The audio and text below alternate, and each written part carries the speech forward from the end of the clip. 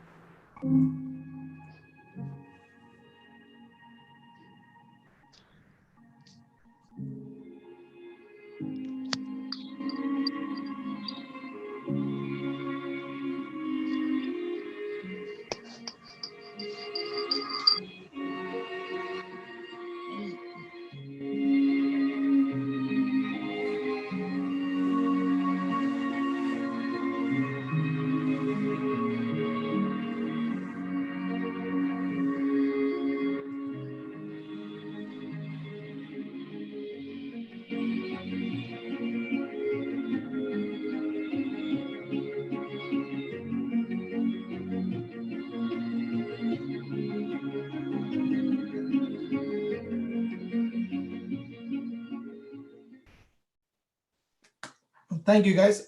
This is, I tell you why something is, every time I watch this video, it's give me the goosebump. One, I work for this winery and I have seen the whole change.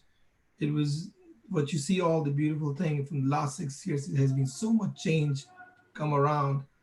And the wine, one of the things which you want to understand is has the emotional journey, not just the wine in the bottle, how you connect with the wine too. And that's one of the things is what you we're going to discuss a lot of about the how you're going to bring your emotional connection to the relevance to the business. And I think that's where we have all the people who wants to be a chef. It's very difficult to become a chef and have no emotion behind. And I think for the chef, for me, is the one thing, the food cannot come from the mind, food always come from the heart. And if the chef has no heart, there will be no good recipe. He can make a good recipe, he won't be able to make satisfying the guest. So that's the winemaker plays the same role as the chef too. So now I thought a lot, I get a lot of things in my mind, like what to share, what not to share. And then I put myself back into 2003. That was a time, or let me say 2000 or 2003, like what was going on in my mind. And I'll be very honest, when I joined IHM, I wanted to be a chef. That was the reality. But the reality changed on my very first internship when I was in the internship doing in the Crown Plaza. I'm like, no, I don't want to be a chef. That's just my hobby. I think I like to just cook. I don't like to cook. It was so hot. It was hot, it was steamy, everyone was just rude and that was not my personality. So it's not just the kitchen was not for me, it is I didn't felt myself that I was there was something was missing. And that's where we're talking about the emotions. Then the internship you go for 1 week in kitchen or 2 weeks in the kitchen, then you go in F&B service. Then I find a little more connection into the service side. I say, yeah, I'm connected to people. I like to talk. I like to share my stories. I want to hear the stories. Like, no, kitchen is not for me. I think as a chef, I can be a good server, I can be a good manager, or I can become an F&B director. Like then I didn't like that either. But then I was following, and I know I wanted to be in the hotel business, on some shape or form with the hospitality business. There it comes the wine part. We used to do the food and wine training. And one of the food and wine training, they invited me, and I told the chef, I don't drink. He's like, what do you mean you don't drink? I said, I don't drink alcohol. Like, this is perfect for you. I said, do you smoke? I'm like, no. He said, that's perfect. So you're coming in. I went to the class, and that was phenomenal how they discuss about the food and wine pairing. And there, I knew it. You feel it. Yes, this could be my business or my industry I want to get in. So I start exploring about the wine and all that. And that's where you start talking about the decision. And I think that is one of the most and the key process of your whole career. Everything, it depends on you, especially with the people, with everyone in the fourth year or the third year, or the people who just joined IHM, is the decision. So we're going to share you this slide right here. We all talk about it. We all talk about this, where, what, who, when, and how. Do we really follow? That's the thing. We all say I want this, I want that, but if someone asks you what do you want, I don't think so people have the answer. And I think that's one of the most important questions you need to ask yourself. What do I want? Is like, I want car, I want house, I want beautiful wife, I want kids, I want my house with a pool. Like, what do you want? You That is one of the main questions you need to ask yourself. And remember this part too, to understand what you want. And that's the foundation where you're going to be. Because if you don't have the foundation what you want, you don't know where to go.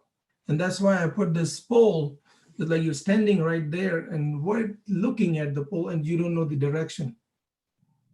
And that's the most important element for your for whole life.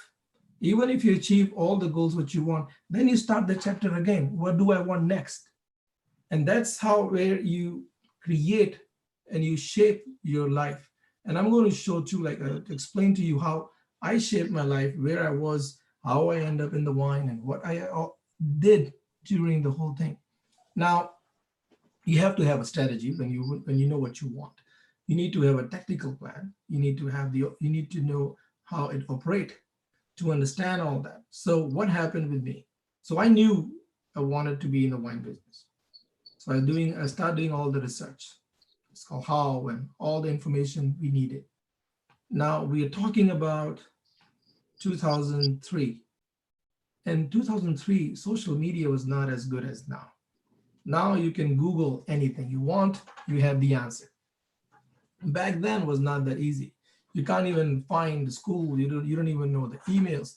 Email were just launched. There was no Facebook, no Twitter, no Instagram, nothing at all. There was no iPhones either. No iPhones. So just think about that time when the life was not connected in your hand. There was no Blackberries. There may be some cell phones. And to do that research, it was very difficult. And to find the right school, it was a bigger challenge. Now, what I knew was I needed to be in Bordeaux. And that's where IHM came in, that the foundation, why you need an IHM, why IHM is the foundation of what you will become.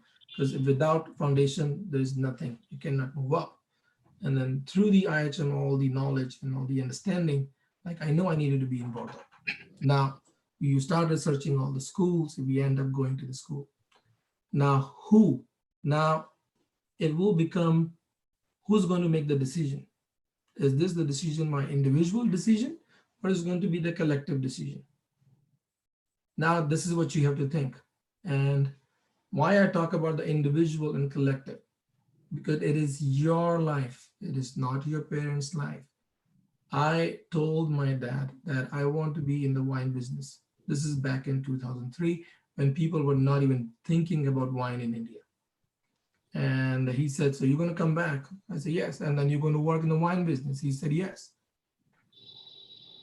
And I'm like, yeah. So like, I just spent a lot of money on your IHM tuition fee, and you're asking me again to go Bordeaux and live there for years, and you're going to come back. What's going to happen? Who's going to pay for everything? All that money things. And it's normal. He's a father. He wants to make sure my career is secure. I like, listen, that I check. I don't know what the life is going to be in India, and when I see the growth in India, where people are drinking wine, it will grow, and we will make some money. And that was my individual decision. And he was not approving it. And then he also asked. He asked me to promise me that I will not marry any the Western girl, which is now not the problem because now I'm married to the Argentinian. The bottom line is what I'm trying to explain here with who is, this is your decision. You need to take the ownership. You cannot blame your family. You cannot blame the IHM. You cannot blame your professor that they don't give you enough knowledge, or you cannot blame anyone. It is your life. You need to make the call. And if you don't make the call, no one is going to make a call for you. We can take you to the water, but if you're not going to drink, you are the one who's going to be thirsty, not anyone else. So remember this part. Now, when you also need to be a proactive. The proactive, I mean, if people who are thinking to go abroad, they need to make sure they have a passport to start with. No passport, no going out. So think about all that planning it requires. You, my planning to be in France was 2005, 2006. I started the process in 2003. So 3 years before I know where I need to be, the passport and all the information to get the visa. So you need to make sure you are proactive. And then you get the circle again. So remember this, and I think this is the chart you may need for your whole life, because you finish one goal, then you start this chart again. So have this chart in your mind, or you can Google it. As I said, it is very easy to Google things these days. Now, the next, which is going to be more related to you, is one other thing we have learned through my traveling in living in France, living in Spain, and now in US, the language. People don't realize that how much language affects in your decision making. We did the research, and one of the research is like we talking about. I put the bonjour and hola. Uh, when people don't understand your language, they don't make decision by emotion. They make decision by they make rational decisions. Now, how is going to relate to you? You will be in the hotel very soon. I'm talking about the fourth year now. People who are about to just get out and about to jump in into hotel business. Now, you will be seeing a lot of foreigners. And yes, we speak English and we think we speak English. And I'm not doubting that you have a bad English or good English. What I'm saying is, when you meet all these people around the world, and you have the French, Spanish, you have Italian, they all come to your hotel. And they're speaking their English, what they know. You're speaking your English, what you know. Now, you're trying to suggest something to this person, and this person trying to understand what you're trying to suggest. You are very emotional about what you serve, what you cook, your chef cook. That's the emotional feeling he's trying to suggest. But he's not taking as your emotion. He's going very rational. So a lot of time, what happens? You go and you try to talk about chicken tikka masala. They don't understand, and they're like, "Is it chicken curry?" Now the emotion is out, and now this guest is only a decision left is a rational decision, and he's going to say, "You know what? I'd rather just eat the toast, please, butter and toast, or something which he knows." And that's where you lose the hospitality. That's where you lose the the first lesson you learn when you join our hospitality means make a guest feel like home. And that's where we want to make sure that you understand the language. When I'm saying understand the language, not just what he's speaking, follow his body language, understand what kind of English Italians speak. And that will only come by experience. It won't happen day one. Nothing happened day one. Like what kind of how the Spanish people speak English, what they really mean when they use the certain vocabulary. It may take you 1 day or 2 day, or maybe one customer you won't understand. You learn from that customer. Then you have a second guy from Spain, or someone from France, or someone from US. So make sure when you are out there, observation is the key. Australians don't behave like the people in the United States. And I can tell you this, if you are out with any Australian, do not go on a drink party. And especially if you have a meeting in the morning, and I have experienced, they will be drinking all night. They will be up at 8 a.m., fit and fine. You will look like you have the whole jet lag, or you have the whole bad morning, but he will be completely fine. That's their life, way of living their life. You cannot just go out there and live the way they live. You need a practice to do that. So understand the language is not what you speak in, language is also how you behave, how you interact people. So remember this, especially this, because you're in the hotel business and you're going to meet a lot of people with a lot of different nationality. Learn how they behave. Next, welcome to the US. So this is yes. Mr. Saurabh Kathuria, before you proceed further, we have a question from one of our ex-student, Amrit Raj. He was a very good student and he got selected so many hotels. Now he's working in New Delhi, Aero City. He's doing his management training. So his question is, he has done his WSET level 2. Awesome. All right. So he wants to know that whether how he can proceed further to be a wine connoisseur, especially in US or any place like in France or Spain. So what should be the steps? Whether the course of Master Sommelier CMS is premium than the WSET, or he should go for WSET level 3, or he should be leaving the hotel and working in wine suppliers or industry or somewhere finding in India. So what would be the appropriate ways to get So this? yes. So the WSAT is really good, and I think it is predominantly based in London and is getting a lot of popularity around the world. Um, I tell you this, uh, there's a lot of parts on this question. The first part is the code of master sommelier is better than WSET, Yes. and answer is yes. Code of master sommelier is far better than WSET because there's only not even a 200 master sommeliers around the world. And I tell you this, it is one of the most difficult exam in the wine business. They only have 4 levels. The level 1 is the theory. Level 2, where you get the theory and the tastings. And the tasting is not like you go and taste wine. Tasting is they give you 2 wine and you have to find where this wine come from. All right. And then the third part is for the second level is the service. And this is a champagne service where they watch you the whole etiquettes and they ask you all the questions about the cocktails. What they want on level 2 is the complete menu in your mind. If someone asks you, you know what, I'm in a mood for Italian wine, would you suggest me something? So you should be suggest like that the whole menu. Or you know what, I don't want Italian wine, I want something California. I like cab, or I like full-bodied cab, and I want to pay. This is my business people I'm entertaining. I want to spend money is not a problem. So show me something. So he has to have all that, the whole menu. This is level 2. Level 3 goes either further in advance. They understood you got the service and the tasting. They go deeper in the regions, and then you have the proper theory class, a lot of blind tastings. They watch your skills, how you talk. They watch your skill, how you present yourself. They watch your skills, how you are you connected to the wine. As I said in the beginning of my seminar, that the wine is also very emotional.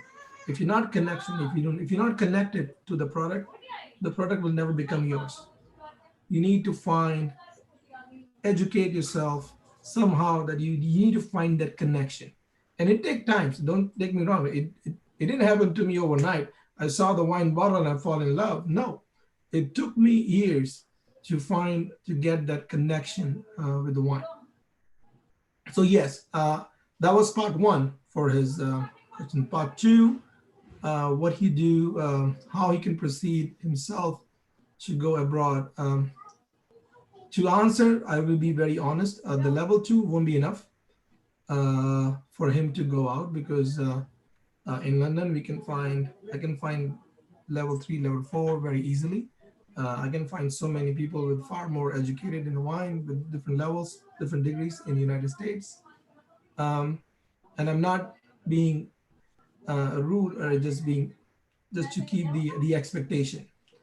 Um, what he can do is, first he needs to see where he want to be. See, as I said, make a decision. Okay, he wants to be in wine. Yes. but what he wants to do in the wine business. He wants to be a server, or he wants to be an educator, or he wants to be the wine salesman, or he wants to be the wine marketing guy. So once you find in these four levels which you want to go, so for the answer, if you want to be a salesperson, I can introduce him to a lot of importers I know in India. So he can start working there, to start working and to understand how to sell wine, the process, all the laws, the different states with the restaurants. Now, if he wants to be in the marketing side, we can introduce him to Bordeaux, where I had studied INSEC. That's a specialized in the marketing, wine marketing. So he can be in a Yes. Bordeaux in that school, and I can give him all the direction for that school as well, so he can go there. So that I'm here to give the guidance, but just because you have the level 2 or level 3, you won't get the job that way. So remember one thing: there's a lot of people who does West uh, level. Uh, so yes, so define yourself where you want to do, and then find the industry leader. And I and I'll say one thing: if you want to struggle, I would like to. This is my life opinion. This is how I conduct my life. And I know there is in the beginning of your life is always a struggle. And like yeah, so I'd rather struggle in Bordeaux versus in New Delhi. I'd rather struggle in the wine capital of the world, because at least I can be every person I'm going to see meet. He's owns some winery. I'd rather struggle there. I will learn every minute, day to night, that everyone knows about the wine. I will breathe in, breathe out wine. And that's what I did. I put myself in Bordeaux. And I tell you this, that was one of the most daring decision I have done in my life. I didn't know any French. You I become didn't quite know a any speaker, word. Mr. Saurabh Katuria. I must say that. Sorry? You become quite a speaker, I must say that. I don't know. Well done, well Thank you, done, sir. well Good. done. So I you have to put yourself into that place. And I will say, if you want to struggle, yes. And I think that's a good thing to have. You rather struggle in the beginning of your life versus you struggle when you are 40-year old. I mean, you ask me now to do what I did when I was 25. There's no way in the hell I will do it. Not gonna happen. It's a different life. So I will suggest. I mean, you go to Bordeaux, or you can go to Italy, or you can go London. London also a very good place. There's a lot of good wine schools. The best is from London. Um, but I don't know right now with this all this COVID is very difficult. Uh, I will I will suggest to look at the options. Or you can come to California. There's a big, very good wine institute in California as well. So put yourself into those places where you have the most people you can find with the same industry. So that will be my advice. Any other questions regarding? No, at the moment. I guess he got his answer. That first he need to select the area of his specification, area of his specialization, because within wine industry there are so many different jobs. So he need to be specific and then look for it in India first at the moment. I think during the COVID, and then he can move forward. Sure. Thank you so much, Mr. Saurabh And, Katuria. and and I'm You can here. I you mean, can if carry on. anyone needs any people or any contacts, I mean, that's one thing I have to tell everyone. Never take this industry so granted, because this industry is so small, so small. If you think industry is big, it is not. There, everyone is connected to somewhere. Uh, you may root to someone one day, like, oh, I'm not going to see that person again. You never know that that one person will become your boss one day, and you will be end up working. So the way to succeed in our hotel business is the relationship. That is the only asset you're going to have. That's the only asset you can keep with you. And people talk about their resume, and I can tell you this all day long: I got 20-year experience, I got 25 or 30 years. That has no relevance if we have no relationship. Trust me that you can have a 5-year experience and have a brilliant relationship with people, brilliant people skill. you will be far more successful than the guy with a 30-year experience. So remember this, especially for all the IHM people who are coming from 1 year to 4 year, build the relationship. That is your asset, not anyone's, and no one can take away from you. People can fire you from the job, but they cannot take the relationship from you. So remember that. Now, let's do this. Oh, sorry. I forgot my kid was sleeping. Understanding a US market and a demographic. I choose this topic. Yes, I'm from US. And I think this is very interesting because what we see from US or when people see from US to India. And I think I do have a question to panel before I go through this. When they see US, let's see if you can name 4 cities, all the panel. Anyone up? Mr. Ashish Tyagi? Sure. Any 4 cities you know, or when you see United States, what is the first thing comes in your mind? California, like the major grape growing regions. Okay. What else? Who else? Azhar, what is the first thing comes in your mind when you see United States? Azhar?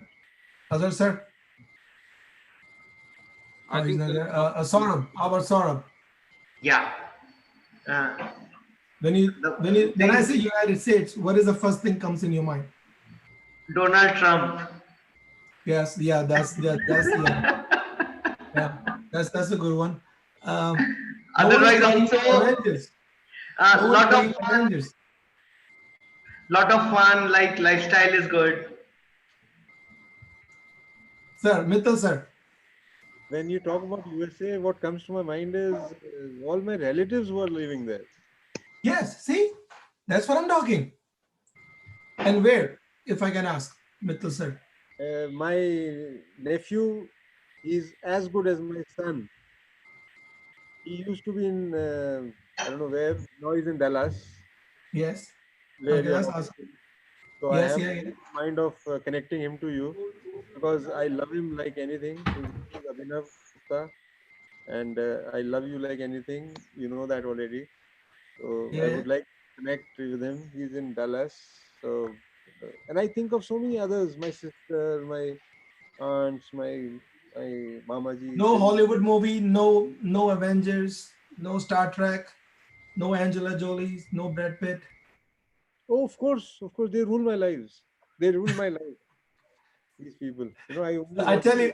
you, I tell you this why I asked this question. Because when I moved in US in 2009, that was a time when Slumdog Millionaire just released, and I think that's the best thing could happen in my life. The Slumdog Millionaire had such a good reviews and they win Oscars. So everywhere I go, they look at me, Slumdog Millionaire. Have you seen that movie? I'm like, what's going on with this? So it kind of gave me a good, or them too, to talk to me. So it is the reason I asked because people are very funny in how they behave and how they see you. So they see me as a slum. They're like, and they ask, is that real? That was all real happening? I'm like, yeah, that's real. Like, oh, I'm so sad. I'm like, no, no, no. They're all fine. They're making billions more than you. So don't be sad. And it is funny how people see India. So, and then there was another thing. They will look at me that, oh, you guys drink? We don't know that. And they always confuse India and Pakistan because the Pakistanis they don't drink, but we drink. I'm like, what are you talking about? We are the second largest consumer of rum. Like we drink the most, all the brown spirit. I'm not talking the black spirit. Sorry, all the black spirit is being produced is being drunk in India. And I said the second, 1 year we drink more black label than they produce in Scotland. So we know how to drink. That's not an issue. It's 8 p.m. So let's drink. Uh, I must share something with you. yes. Right now, we are having a state of lockdown in Uttarakhand. I mean, not in Uttarakhand as much. Dehradun has been declared a green zone now. But a few weeks, maybe a few days ago, there was a lockdown. And then the government relaxed the lockdown and they opened liquor shops for a little while. And people were on top of each other, buying liquor. And the government had to then forcefully say, okay, no more sale of liquor. And I mean, people are really crazy about liquor in India. No, you know why? Because they're all married, sir. Mr. Saurabh, I would like to ask your permission to launch a poll. We've been 50 minutes into the webinar now. May I Yes. please launch a poll? First Yeah. poll of the day. The first poll of the day is, how do you rate Mr. Saurabh Katuria on a scale of 1 to 10? 1 being the least and 10 being the most. This is my question to all attendees. Please rate the effectiveness of Mr. Saurabh Katuria as a speaker from a scale of 1 to 10, 1 being the smallest and 10 being the most. Please quickly participate in the poll so that we can get on. It is now 12:30 in the night in US, where Mr. Saurabh Katuria is broadcasting live from, and it is very generous of him that he has chosen to be with his college, with the professors of his college, with the students of IHM Meerut, and at such an ungodly hour. Oh man, I was winning at 72%, now it's 69. Look at that. So, I 70. will Oh, the come on. results. 68% have given him 10 out of 10. 29% have given 56 him now. 9 out of 10. It's okay. And 7 to 8 to 6%. I am going to end the polling in 3, 2, and 1.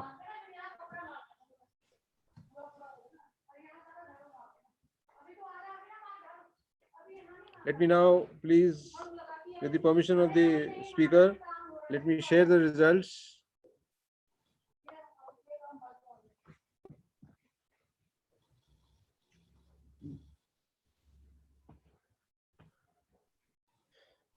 So this is for all the attendees and for the panelists and for the speaker to see that 65% of them feel that he's 10 out of 10, and 30% feel is 9 out of 10, which is very good, very good. I'm going to stop the sharing and ask Mr. Saurabh to please resume. Okay. Sort of one question from my side. Yes. Like all US wines has got like a warning for sulfite levels in them. No, it's what warning? What sulfite warning? Sulfites, like all the wines, they contain sulfur. The sulfite levels in the wine, all the US wine have a warning for that. No, it's for everywhere. The sulfur, we use sulfite for every wine around the world, not just US. Yes. But what warning we're talking about? On the label, like we put that this much percentage is there, or it is some percentage which is being allowed as permittable levels. Oh, I'm not aware. We, in our label law in Spain, and the label law, what I know in France, we just have to say on the back of the label that it has the contain sulfite. We don't explain the percentage, how much sulfite we have. Where is this article coming from, if I may ask? If you can ask the person, then we can come back. No, I was just saying that we have this sulfite levels because some very few people are allergic, so they just put it like that. Although all wines which has been produced, they contain sulfite levels. It is there in the natural process. Yeah, but they have to say it. I'll show you. Hold on.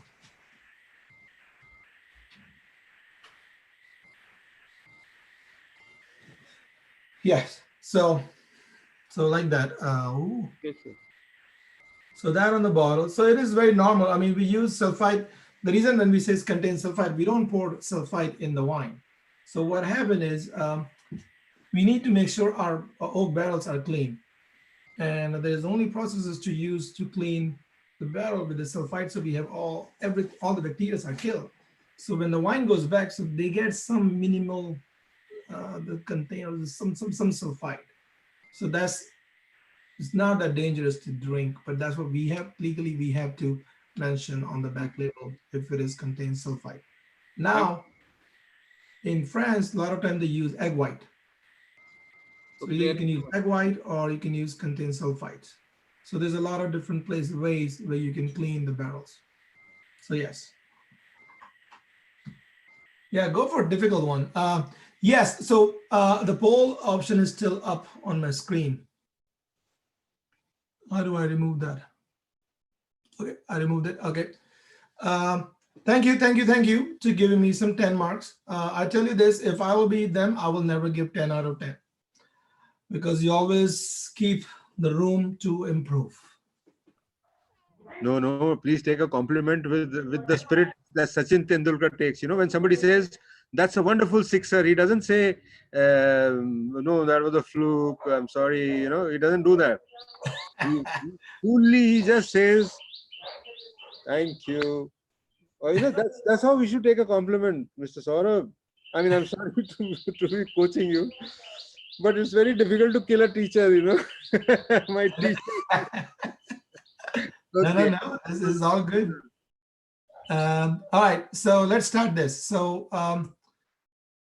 just to give you a little bit of understanding, US is a very, very big country. I just put this map and I love the map. And I don't know, before I went to the wine business, I was not big fond of map, but now since in the wine business, maps becomes my life. And when you see this map, this is a huge country. And we got 50 states, and all 50 states have a different law and different rules and different people. And the reason I asked the beginning of this chapter, like when you see US, what do you see?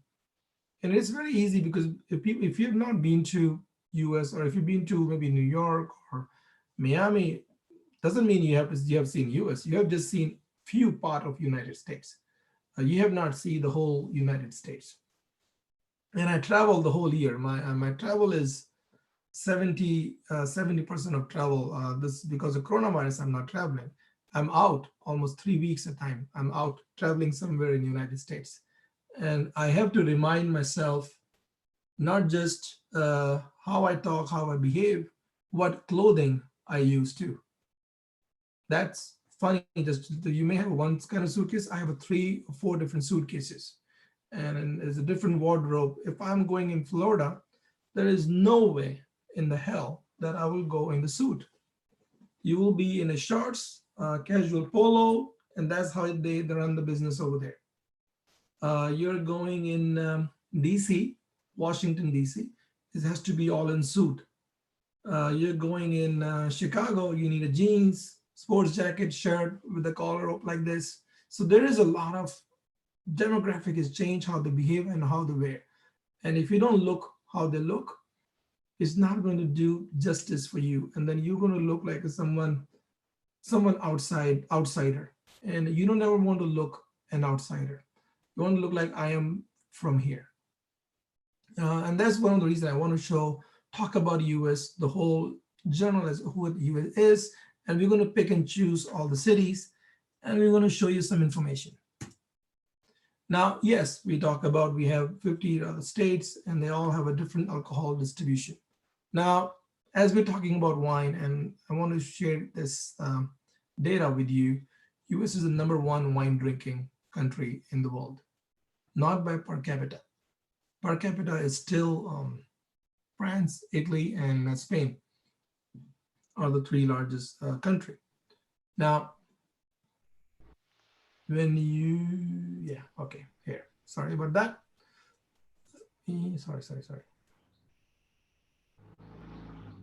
Yes, okay. Let me take you to Chicago where I am. So as a hotelier, you need to see some of these data. And when you're talking about United States, and I can tell you the Chicago wine industry is 3 times more than Indian wine industry. We do one brand alone can do 1 million case in Chicago. And we are not talking about the whole wine business. This is how big this industry in Chicago City. This is just the Chicago City, and I'm not counting all the suburbs around it. Now, understanding we have almost 2.6 million people. We got 200 theaters, 200 art galleries, and the weather in Chicago is horrible. And when we're talking about the weather, is we got in winters starts in November, we get -20, -30s. And we're talking about Fahrenheit, not even Celsius. Celsius is an even bigger number. And that number negative, we stays negative for 3 to 4 months. So summer for Chicago is the key. Like we wait for sun out. Like yeah, today was sun out. My office was outside on my backyard. And you see everyone is out the whole day because we didn't get much sun. The total sunny day we get is maximum 90 days. So imagine the sun is very important for us, and that is a part of our culture. But those 90 days, we go rock the sun out, and we're partying outside, the barbecue, everything is that 90 days, we party hard, no work. And that everyone knows who live in Chicago. Now, my question before there's something is missing, you see that after nearly 200 galleries and in between 77 communities. The missing piece is, can anyone guess how many restaurants we have in Chicago? This is question to anyone. Is it wild question? Guess. Remember, it's not a big city.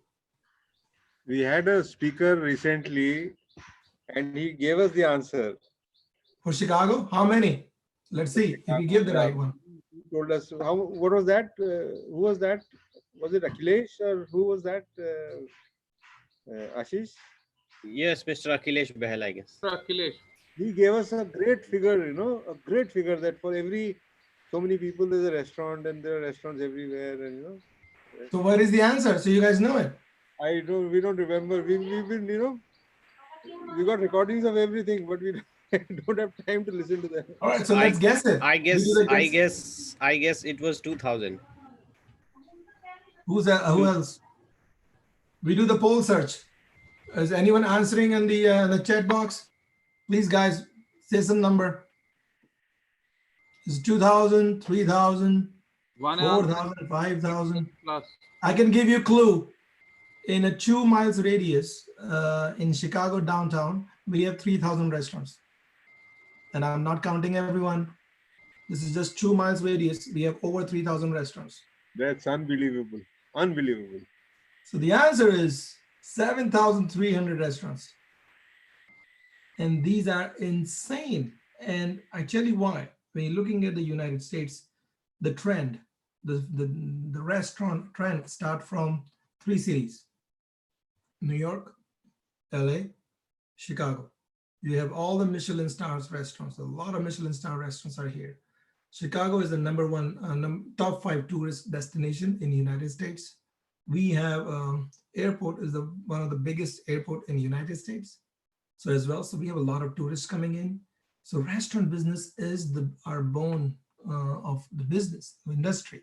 Now, just because we have 7,000 restaurants, it takes a lot of responsibility for the restaurant, the chefs, the servers, the managers to give that service. And if you don't give good service, if you don't have good food, they're going to close out. They have other option. 7,300 restaurants. And I tell you this, when I was a sales guy on the street in Chicago, I used to park my car and I used to see at least 10 to 12 restaurants a day just to visit and just move around in a few mile radius. And I kept up doing this for months and I couldn't finish my whole route because there's so many restaurants. Now, the competition is great because that competition bring the excellence of how you can create one of the best cocktails, how the excellence of the service, the excellence of the cooking as a chef, and that's where Chicago come from. People ask me when can you suggest me the restaurant in Chicago? I'm like, if you're downtown, just hop into anyone. They are phenomenal because if they are not there, if they're there, they are for the reason. And if they don't have a good food or tasty food, they will close out in a week. People will not go. We are a foodie city. And we not just foodie city, we also like customer service. So think about Chicago. Think about this is we don't have people from outside. This is not a community where you have people around the world come every day or every year. We don't have like that. We are not New Yorker. We are not the khichdi of all the culture. People live in Chicago. They're here for years, so everyone know each other, they are, their relationship, their grandfather. So there is the sense of community we have in Chicago, and that's what I love here because it is. I feel that I'm home. I know people. New York is a very cold city. We're going to talk about that too. But to be relevant in Chicago, and just for you to understand, sir. I just remembered my nephew that I was talking about. He was in Dallas, and I think 2 months ago, he's brought property in Chicago. So he lives in Chicago only. Oh, So awesome. I'll make it a point that you two get together. Awesome. Yes. A cup of tea. And he's a wonderful person. He's the best person that Abhinav Gupta is his name. Sorry, Awesome. you Awesome. met Yeah. him in So, Chicago now, huh? yes, sir. You also see how many hotels we have. We take a big pride in Chicago, how many hotels we have. And every hotel, and I can tell you, we have a beautiful view. We have a lakefront, 26 miles, so we got a lot of good view. We got over 45,000 rooms. This is just Chicago. And the reason I have this lights because all the cities coming next, you will forget Chicago. You think this is big? Who will think this is big? Raise your hand. You don't need to say yes or no. No one thinks this is big. All right, now let's move to the next.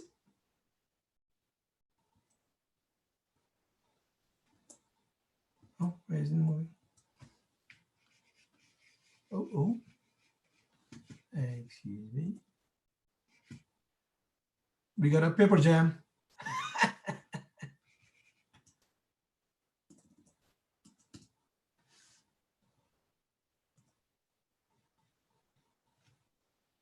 Can anybody hear me? Yes, Mr. Saurabh. Yes, sir. We have Yes. We have a paper jam.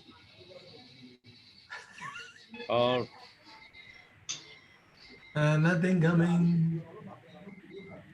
Sorry about that, guys. Hold on.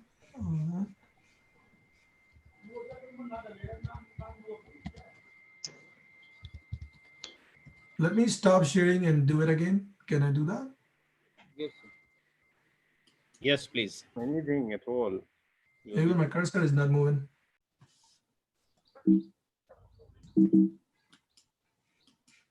Mr. Peter. So that is the best option we can do. Yeah, sir, need to stop sharing the screen and then start up again because it's sometime it hangs up. Yeah, there is a good system glitch. We have right now 50 people in this webinar. It's going great. What I can do, I can start taking questions for all the people. Let me fix.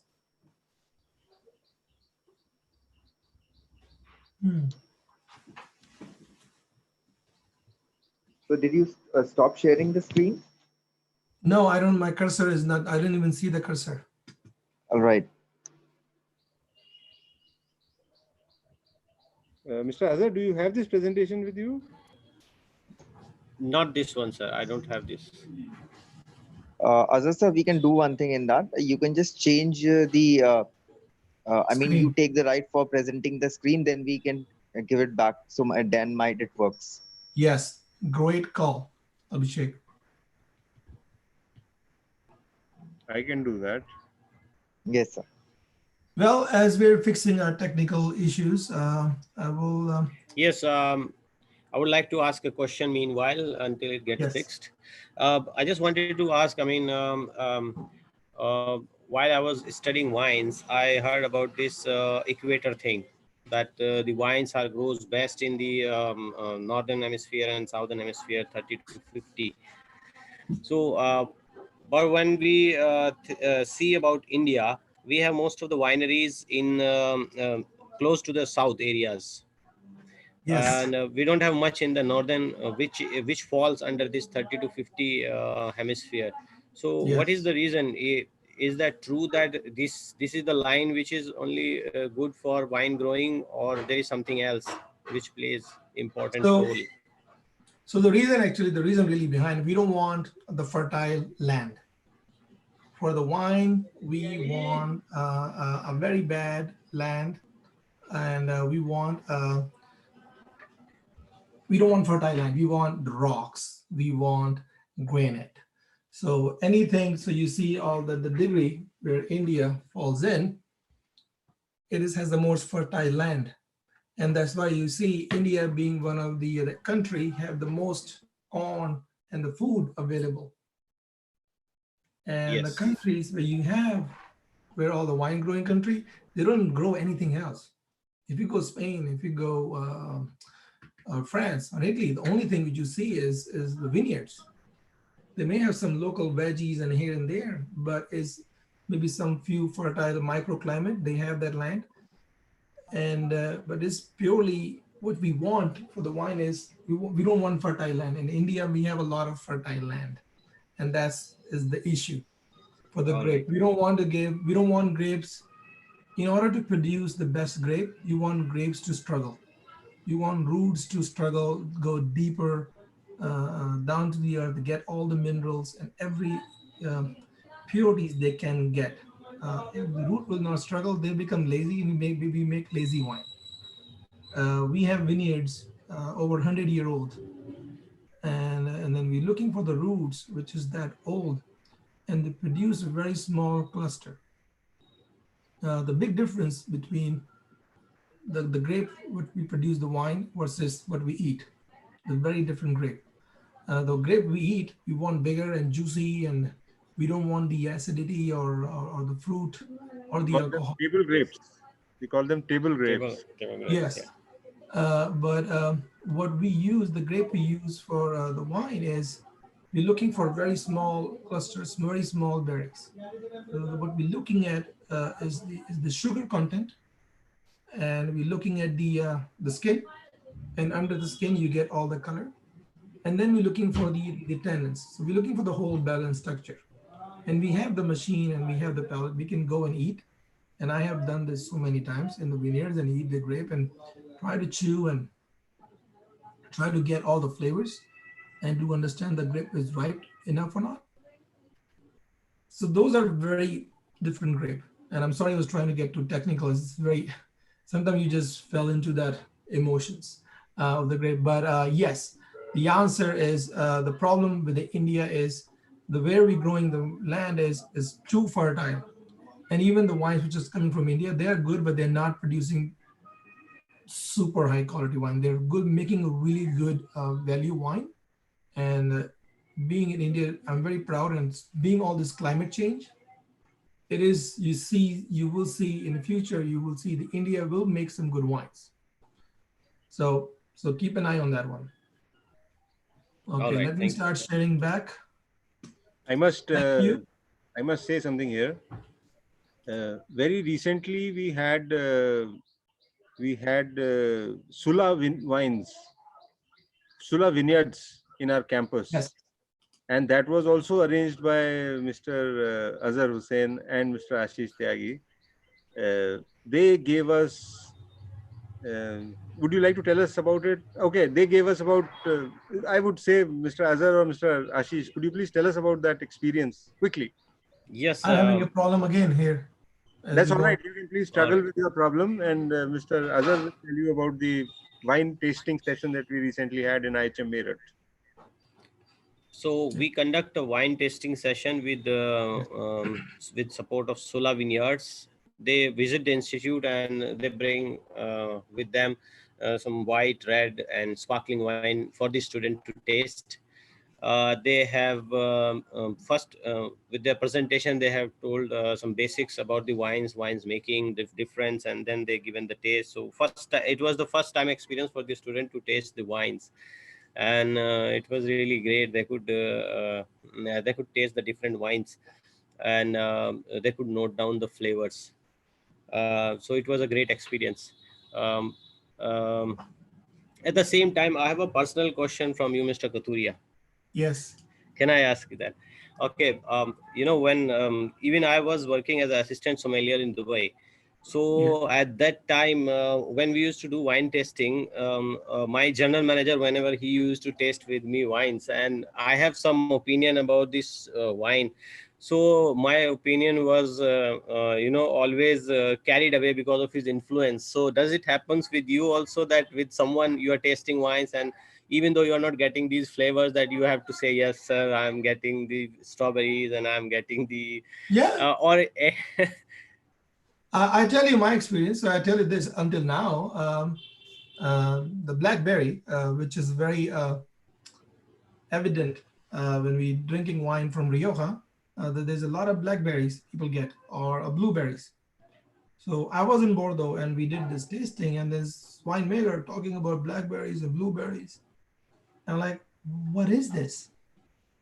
This is very different now. You Google, you know how the BlackBerry look like. Life is very easy nowadays. Back then, life was not easy like that. You need to search where the BlackBerry is. And in India, back then, the imported fruit was only like, it was not like a kiwi was the imported fruit in 2003. Remember all those that you go to all those weddings and you see all the imported fruit. We don't have the culture of to have the blackberry or raspberries.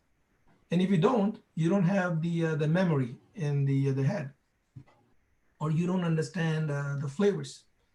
To answer that is, let me start. Let's say when I say lemon, everyone can think how the lemon look like and know the flavor, and you can feel that there could be a watery mouth because you can feel it because you know the flavor, you understand the flavor. Now, if it's something you never had, it's very difficult for mind to recognize. So you have to train yourself. And that's why I was showing one of the books. I have all the blackberries that you can smell and taste. Now, even all these years, I still cannot recognize blackberry. I cheat. Every time I see the tasting notes, and if I see there's a blackberry, I go on my tastings and I say, I think I'm getting a blackberries. And that's and then they understand it like, oh yeah, you're right. I said, how about the blue one too? Like, yeah, you're right. So sometimes you have to fake it to make it. Sir. Thank This is exactly what happened in the wine tasting session. So he would give us a little tot of something, and then he would say, "Please have it." And then we would all have it. We were about 100 students, and Mr. Sharad was also there. Mr. Himang Rajan was also there. And then he would say, "What do you taste?" And then we used to all think, and then we used to say this and that and that. And then he would say, "Do you taste peppers?" And then all of us would say, "Yes, yes, yes, we taste peppers." Yeah. So we needed him to tell us, what we taste like. Now, I would also like to request you, Mr. Saurabh Katuria, to show that box, that magic box. Ah. And what I'm going to do is we're going to continue our presentation because something is going on here, but I have my presentation on my different computer. So we can continue going. I can give all the data, but let me show the box. So there's two things if you want to know about the wine. I know there was a guy was talking about, there is called Wine Foley. This is a really good book. And this is exactly what the guy was doing. It explains you everything. There's all the palettes, explain you what palette can feel. There's something is all here. Now, let's say you were trying, I'll show you the book, Sauvignon Blanc, Albarino. So they give you the name and they give you all the fruit you can expect from this grape. So that's how you train yourself. So remember this, if I give you Sauvignon Blanc or Cabernet, you don't know, it requires an experience. So you need to understand the flavors. You need to remember this flavor. So we do this exercise. So I have bought this book. It's called Knows the Vin. And took me years to get this one because you have to win it. It comes with all the Cheers. cards. Please understand, people, it took him years to get this, and he's so freely sharing it with all of us. Thank you, This Mr. is this is not an ordinary book. I can tell you that. This has 54 flavors. So what you do every morning, I'm not these days. Some days I come, I give my wife this book. She have all the flavor names, and I close my eyes and I pick one, open, smell it, and I write it down what I smell. So you have to practice, practice, practice. And if you don't practice in the wine business, you're gonna fail. You won't get the senses. One of the most important thing is even with you, people who are working for F&B service, and there's a one thing when you work on a service, even the chef says when you go in the kitchen and before you serve in the restaurant, you make sure if chef missed something, you make sure everything is properly cooked. You make sure all the flavors and aromas from that. For example, let me give you the butter chicken. That would be the very easy. If you're serving someone butter chicken, you know what the garnish is. You know how the butter chicken smells like. You know the whole look. And if there's something wrong, there is no way you can go and serve that butter chicken. That's your responsibility. When the chef's cooks is done, when you're going, it becomes your responsibility. Same way in the wine. When I am opening the bottle of wine, it is my responsibility to check everything. It is, I cannot give you wine which is bad. And there is no way it will happen. So that's one of the things we follow in our service business. My computer is still going. And let me go back. I have my presentation here. So after Chicago, we're supposed to cover New York. So just to make you understand, New York is a big city and it is a wild, wild west city, to be honest. That's my opinion. You need a special personality to live in New York, to appreciate New York. And New York, what people say is a concrete jungle, and that's what it is.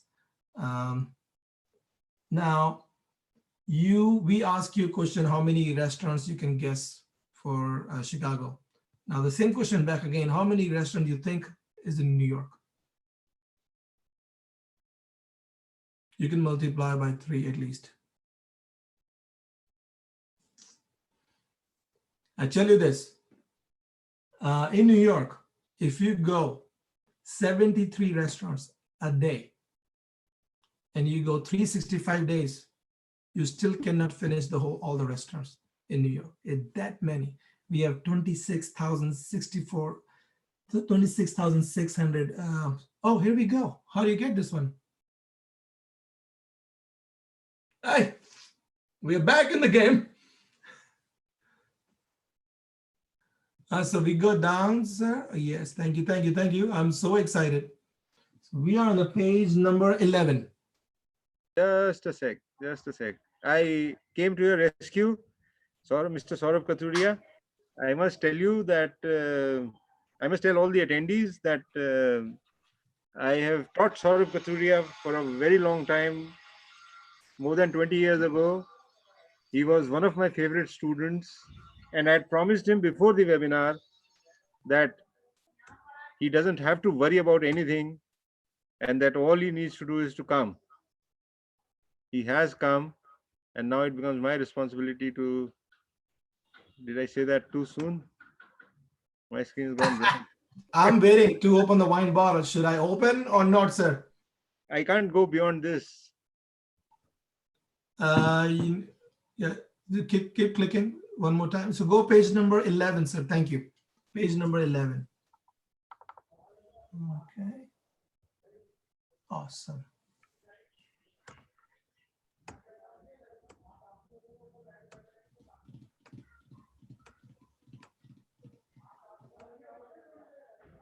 Yes. Am I doing it all right? You are doing phenomenal, sir. If someone wants to see how to open the bottle, that's how you do it. Never from here, always from here. Remember, when you hold the bottle, you can hold the bottle with one hand like that. So it is very, oh, it's okay. The thumb is important. Am I Perfect, doing New York. Yes. The Big Apple. Should I stay here? Should I go back? Yes, sir. Yes, sir. Yes, sir. So now the reason I have all these numbers, just to make you understand this. I'm so pleased with myself. Thank you, sir. Thank you. Thank you. Should I open the wine bottle, guys? How many yeses I'm getting? 1. Yes, No, please. not yet. Oh yeah, it's 1 a.m. 4. It's not. No, it's. I will open it. But just to explain to you, New York. New York is a rough city. And when I say, if anyone is thinking to come to United States and say like, let me go United States and 26,000 restaurants, I can go there and work and I can make a lot of money. Pack your bags and go somewhere else, because that's not going to happen. New York is not your city if you think that way. New York is the rough city. It is the people who have the thick skin. It is a city for people who can take it. And when I say who can take it, means if you're not going to take it, you're not going to make it in New York. So never even step in. New York is said to be the crime capital of the world. Yes, that's why, because they are very tough. They have very tough client. And I must add that Muzaffarnagar is just next to New York in terms of crime. Not just for the crime. I was more leaning. I was more leaning towards the trend being in the restaurants. When I'm talking about the restaurants, and when we talking about people who are expecting service, people with the Wall Street, they have money. They will go in the afternoon and they're going to drink, and they don't care about how much money. All they care about is the service. So when you come into New York, you have to have the attitude. You have to ready to take something rough, because people are very rough in in New York. I am not a big fan of New York. I love the money. I love to sell wine because they drink a lot of my wine over there. So they're good. They can keep drinking my wine. But if you ask me to stay in New York, never going to happen. Even you can give me a lot of money. That's different. I will take that money and I will say I can put to my T&E and I can fly every day and I can come back home night. So that I can do it. So that's New York for you guys. I can tell you, so when we're talking about a hotel business, as I said, in Chicago, the trendsetter, very the community-based city. You go New York is not, I'm not saying not community-based. New York is the kitchery of everyone. You will see Indian guy driving taxis, Pakistani guy driving taxis. Then all of a sudden you go in Wall Street, you have all these Indian IT guys. They're in the suit, they got money. And you have a lot of Punjabi families. You will see everything in one place. And that's New York for you. You see lights and everywhere. You see people walking. I can share one of my incident. There was a time we were raining in New York and I only have to go 4 kilometers. It cost me $200 in taxi to go 4 kilometers. There was no taxi available. It is raining, no one is walking. And that's New York. It is how they work. That's how they make money. So New York, if anyone thinking in this webinar to go to New York, think twice. Let's move on. Let's move on to 12th slide. There we go. Oh, we are back up.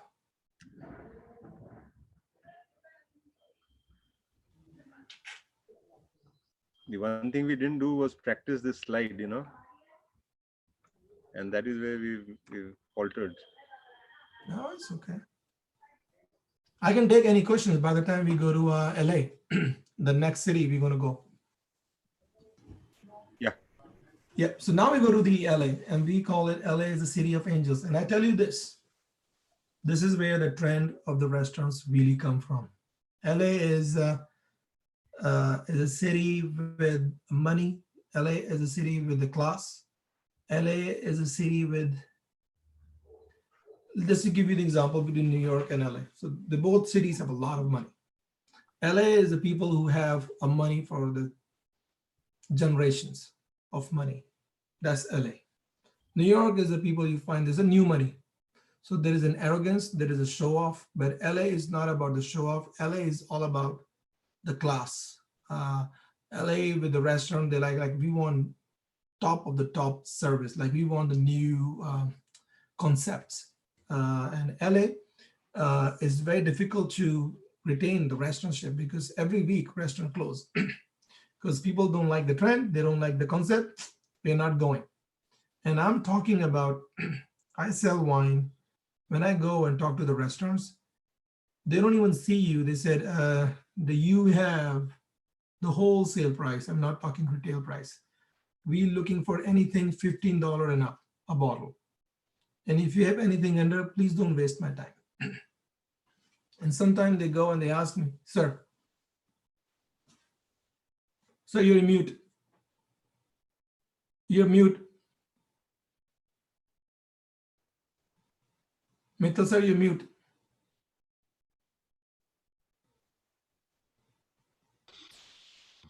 I was saying, Mr. Saurabh, please do not stop mid-sentence when I raise my hand. Please complete your sentence and then you can, So I was asking your permission to start the poll, second poll, whenever you want. Just indicate. Yeah, let me finish the LA Yes. and before Miami, let me finish the LA and then we go.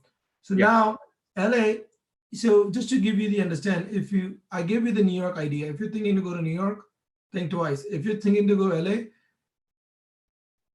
don't come to United States. And I tell you why. For LA, you need to be you have to become the expert what you do, and then you step in LA. And if you're not the expert, don't even bother go there because I mentioned we have 82 Michelin stars. We have people who understands the service, who understand the quality of the ingredient. LA have one of the best sushi restaurants, and I'm not just talking the best sushi restaurant. And when they say sushi, every morning they have a fresh sushi private jet fly in from Japan to LA. There's a direct flight. And every morning they receive a fresh sushi. So they eat on that day. So you won't find any sushi which is a 1 day old. That's what LA is all about for you. It is money, and it is, I put the Beverly Hill. We have Bulgari there, and you will see some of the private Bulgari, custom-made Bulgari. And this is one of the luxury hotels, which is in the Beverly Hill, Montage. Just to get the meeting in Montage, it is a 6 months waiting for a supplier.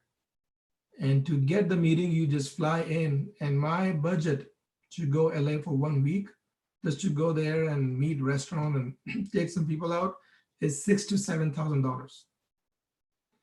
It changes my budget. It is insane expensive, and I have a different clothing. First, you need to buy clothes to go LA because everyone who's there, they have so much money. They will look at you and what you wear, the watch, the shoes, and suit. They know either you're selling a luxury brand or you just came from somewhere, the very small town. They're looking for luxury. And when you say you're selling a premium brand, you should look like you are the premium brand, not the show off. As I said, New York will show luxury with the Gucci shoes, very show off, colorful, bright red. LA is not. They will show you everything was very elegant way. So that's LA. I say it's 29,000 restaurants. Let's say if this not could be coronavirus, this could be in a week 32,000 or the week later back to 29. So LA restaurants come and go like in thousands every day and every morning. So that's LA. I hate going LA because it gives me a complex. It takes my budget out from my budget. And then you come back and yes, you meet and you drink a lot of good wine and you sell a lot of wine and you sell a lot of expensive wine. I tell you this before we go to the poll. There is the place called Wally's. He can buy $150 a bottle, and he took everything I had in one meeting. He took at least 200 cases, and he just wanted the exclusive. I had 200 cases. He said, "I take it all," and this is a $200 bottle. So that's what LA would get you. So when you step in, I will say before you move to LA, you visit other part of the city in the United States, work there, then go LA and make a lot of money and find a beautiful girlfriend or wife. So you can start the poll. I'm ready for the poll. Remember. Yes. That came as a surprise, but give me a second. I'll start the poll. The second poll, the heading, the topic of the poll is follow the leader. I have launched the poll. The heading is follow the leader. The poll is in progress. The question is, after listening to Mr. Saurabh Kathuria, will you take up being a wine connoisseur? Will you take up being a wine connoisseur a vocation for yourselves? Will you become a wine connoisseur yourself? It doesn't say anything about US or India or wherever else, but will you like to take the profession of being wine taster after listening to Mr. Saurabh Kathuria? Please answer quickly. You can choose more than one answer. We'll know exactly what is going on in your mind. I've tried to put so many options. If you want to answer more than once, that is all right. If you want to choose more than one option, that's all right.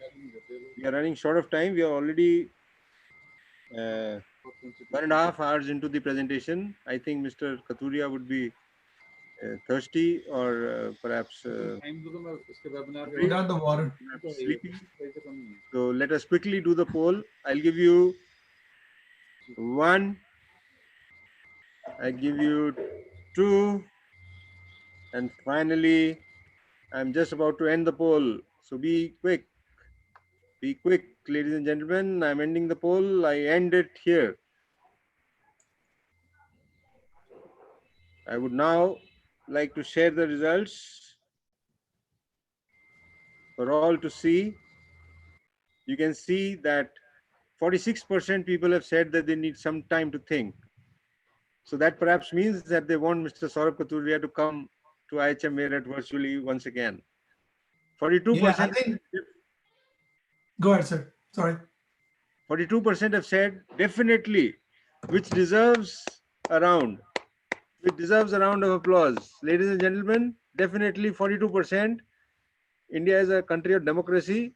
Anything over 25-30% is extremely good, is the best. Let's not talk about the current government, but which came with a heavy majority. But anything above 25 to 30% is excellent. And these 46% people, yes, please do not be very impressionable. Do not just follow people just because they look good. You must take time to think. You must absolutely take an educated decision. So never mind, I'm not scolding you or anything. 27% of the people think that I think so. I will give it a careful thought. Now, these are some very wise people. There's one attendee who says no. He's perhaps into the front office, Mr. Abhishek Charles Peter, or into some other department, or perhaps in the kitchen like me. So, and one person has said that Indians don't drink wines and I want to remain in India. So, no, they drink wine. In 2000, I disagree on that one, but respectfully, because we in India we improved a lot of wine consumer. Not even we just improved the wine consumer, we gained a lot of wine consumer. Also, we are also actually improved our wine quality in India as well. So you may need to observe more. I have my phone in my hand in which I have logged in as an attendee, and I was too carried away with the poll, so I didn't input my answer. But my answer, if you would like to know, would have been even touching alcohol is prohibited in our religion. But I'm talking ancient. I'm talking 50 years ago, when wines used to be called sharab. Even touching them. भगवान शिव तो sir पीते थे. Now we can argue about No. that. Can I stop sharing, sir? Yes. Okay. Let me take it to Miami. So I think you so understand what I'm trying to do here. We explained you Chicago, the Midwest, the community-based city. And I took you to New York, where there's a rough town, a lot of restaurant, fast-moving pace. No, so we have to keep it back. Miami was on the same page. Uh, uh, one more back. Sorry. Thank you. Sorry. Yes. So then I took you to LA, where you see people with the money, but with a lot of class and a lot of idea that what luxury really means. And I think I'll go back and I can explain to you. If you want to understand what luxury is, there is a difference between the premium and luxury. And I can tell you, a lot of people don't even understand their whole life what luxury is. They said we understand luxury. They said we can wear Gucci or we can have a very expensive watch, and they consider that to be luxury. And having an iPhone, that's not luxury. Or buying an expensive car, no, that's not luxury. If you want to see luxury, you need to visit LA. You will understand what luxury really means. They know, and the people know. Not we don't have to teach them. We it is sometimes difficult for us to go there. Is the exclusivity what they ask for? It is one of the kind what they ask. And I have seen some cars which is only available for that person only in the world. There's no other person can have that same car. That's luxury, and that's what they want from the wine too. They we some one of our friend, they sold water. Just giving you the idea, water which you can drink from your tap. They sold a $10,000 a bottle. Wow. A bottle, $10,000. That luxury, and they put the diamond on the bottle. It was the bottle itself is one of the most expensive bottle, and they sold one of the most expensive water. And the guy just wanted to get the name. Luxury. We have. I was reading one of the article. One of the star from the Hollywood, he wanted to catch the home run on the stadium. So what he did, he bought 2,000 seat all Oh. across the stadium because he wanted to go when they hit the home run, he wanted to catch. So he bought everything for him for the whole game. And then what happened? There was no home run happen on that game. But that's luxury. Can you just imagine? He just wanted to catch a home run, and he bought the whole stadium for himself, and he still didn't get it, and he was fine with it. So that's luxury in LA. So you understand? Have you Sir. been to the Malabar Hills in Mumbai? Not yet. I mean, it's You been must visit it, but it's nowhere close to what you're saying. But it is a place of luxury in Mumbai, Malabar Hills. Only yes, the super duper rich live there. Or the Juhu Beach. yes. Juhu Beach. So- Oh my Yep. God. Amitabh Bachchan that's- and Shah Rukh Khan and all that, Yep. So now we were in LA. Now I'll take you to another flashy, hip city is Miami, which is just right there. So people think about Miami and they think about the beach and all that. So Miami is very heavily influenced with all the a lot of Cubans are live there, and there's a lot of mafia money, a lot of drug money. And then you see all these beaches, beautiful girls are on the beach and they're dancing and then drinking, but that's Miami. And that's Miami is all about. Miami is fun. Miami is a college city. You go for spring break, then you go and meet these people. You're never going to see them again. I'm sorry, Mitchell sir, but that's Miami. That's what people expect from Miami. You have 1,000 restaurants, less than, no, we want to keep it back on that slide. We have 1,000 restaurants just alone in the Miami Beach, which is only 9 miles away. So just to understand, as a server or as a chef, they make 20% tip. That's mandatory. You walk in Miami Beach, and if you spend $100, you have to pay $20 to that tip. That is not like I didn't like the service, I'm not going to pay. No, it's not going to happen. It's already included in your bill. So Miami is that fun city where you can see a lot of, but you also see the museum too. We get a Versace museum. I had the opportunity this February. I was in a Miami Beach for the wine festival, and we had an exclusive dinner, and we went to this Versace house. It's a beautiful house. It's one of the kind of museum, and the house is just stunning. So that's Miami for you. So I tell you this: you want to come out from India, you go Miami first. Take everything out of your system.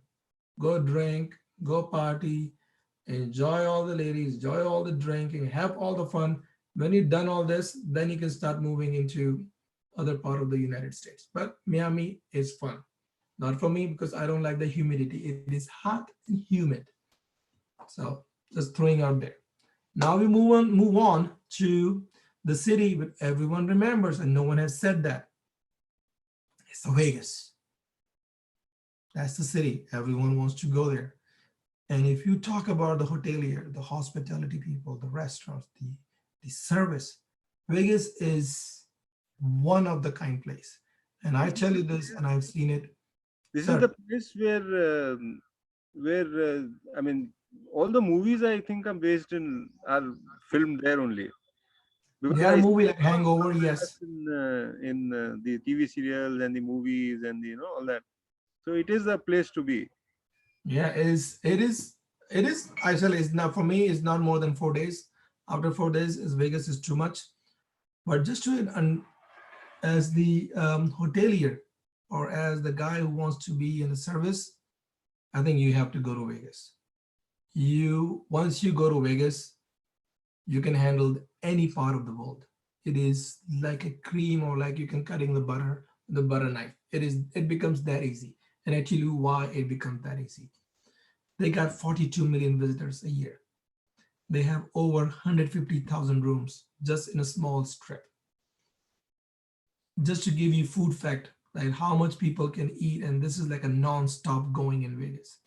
They have a consumer, they have every day, they eat 60,000 pounds of shrimps alone. This is insane numbers.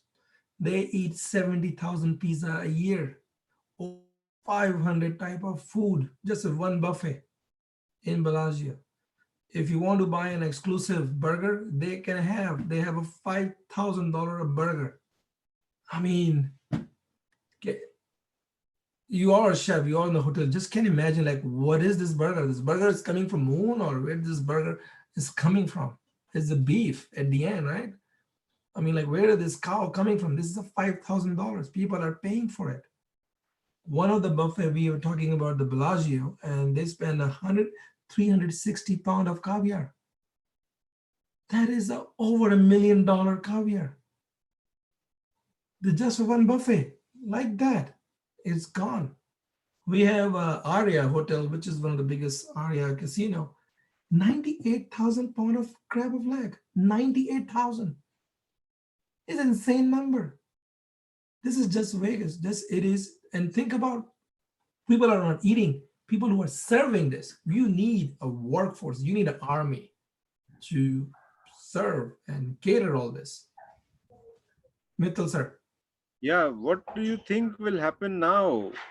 What do you think all this buffet and people getting together and people rubbing each other on dance floors? What is going to happen now? It is a problem. It is a big concern. It is one of our backbone of our economy. What's happening is, as a rules in the United States, no restaurant can have over 25% occupancy. Now, if you're on the patio, there is no limit, but if you're inside the room, is it not more than 25%? But imagine this, right now they're being furloughed, all the employees in Vegas, and they're not making any money. They're not making any tips. So we have a lot of charities right now, and the people from our community in the wine business or the spirit business, we are raising money. We are supporting. Our company gave us $600,000 in Spain to all the restaurants and all the servers in the community.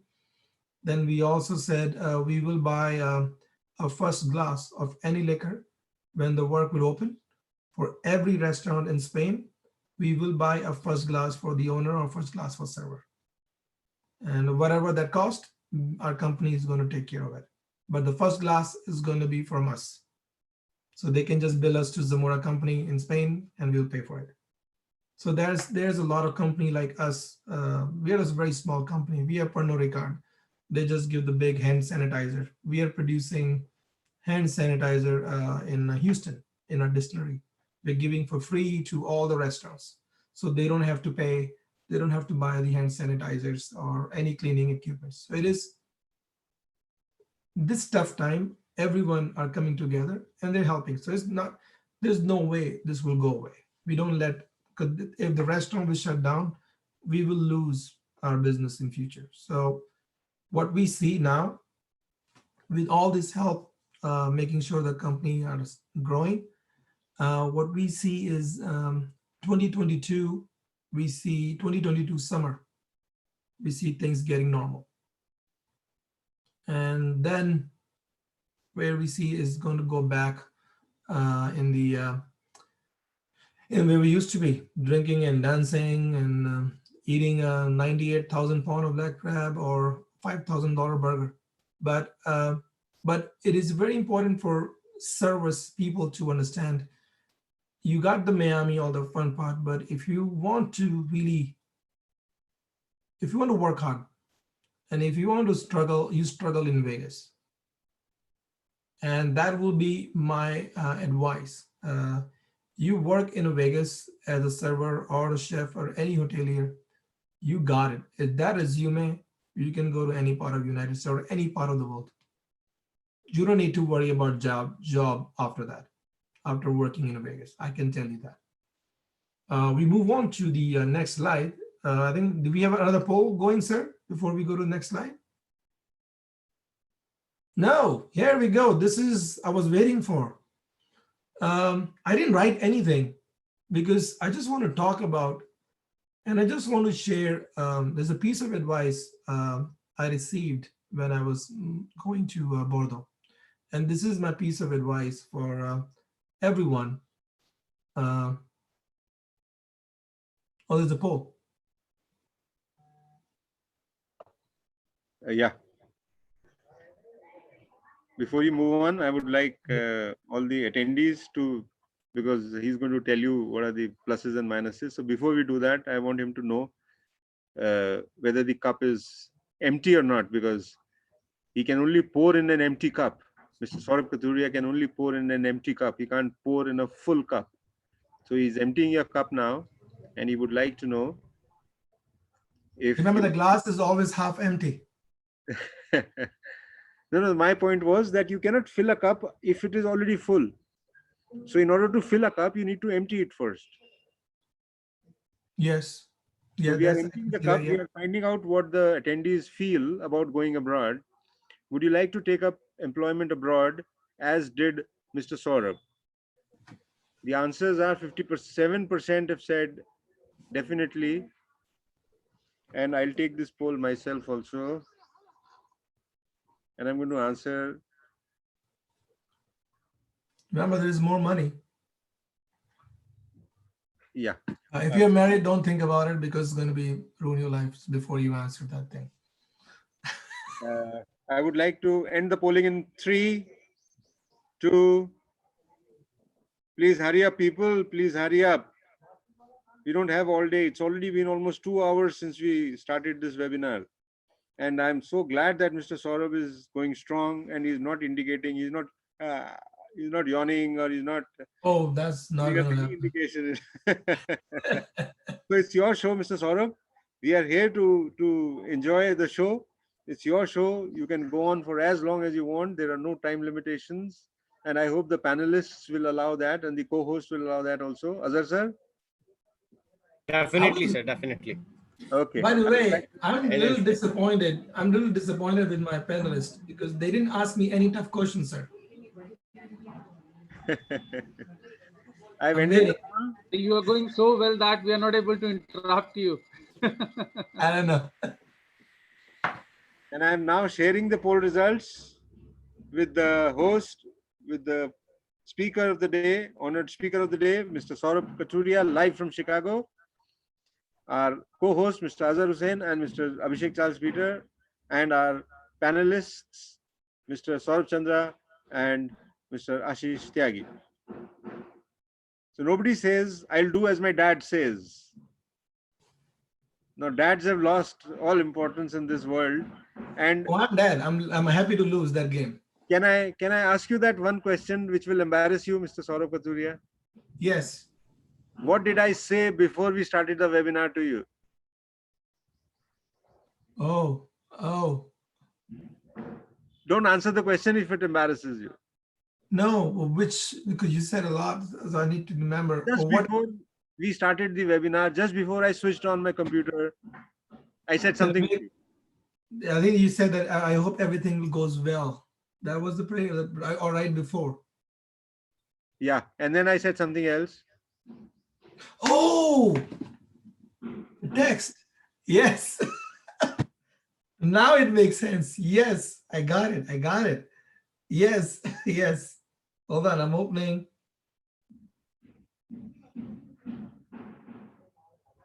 Yeah, you pray your God, and yes, think about your dad. Yes, thank you. I remember. Now I see why.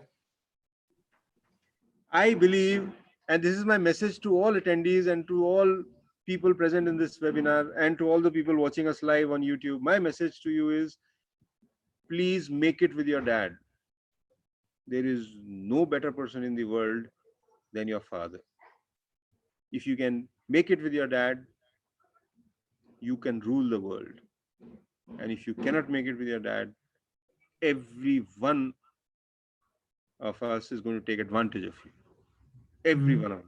So please remember this and don't ask me why, what, when, where, because we don't have time for this, and I'm not the speaker. The speaker is Mr. Saurabh. Yeah, no, that's a very good thought, and especially the Father's Day coming very soon. Yeah. So yeah, I tell you this.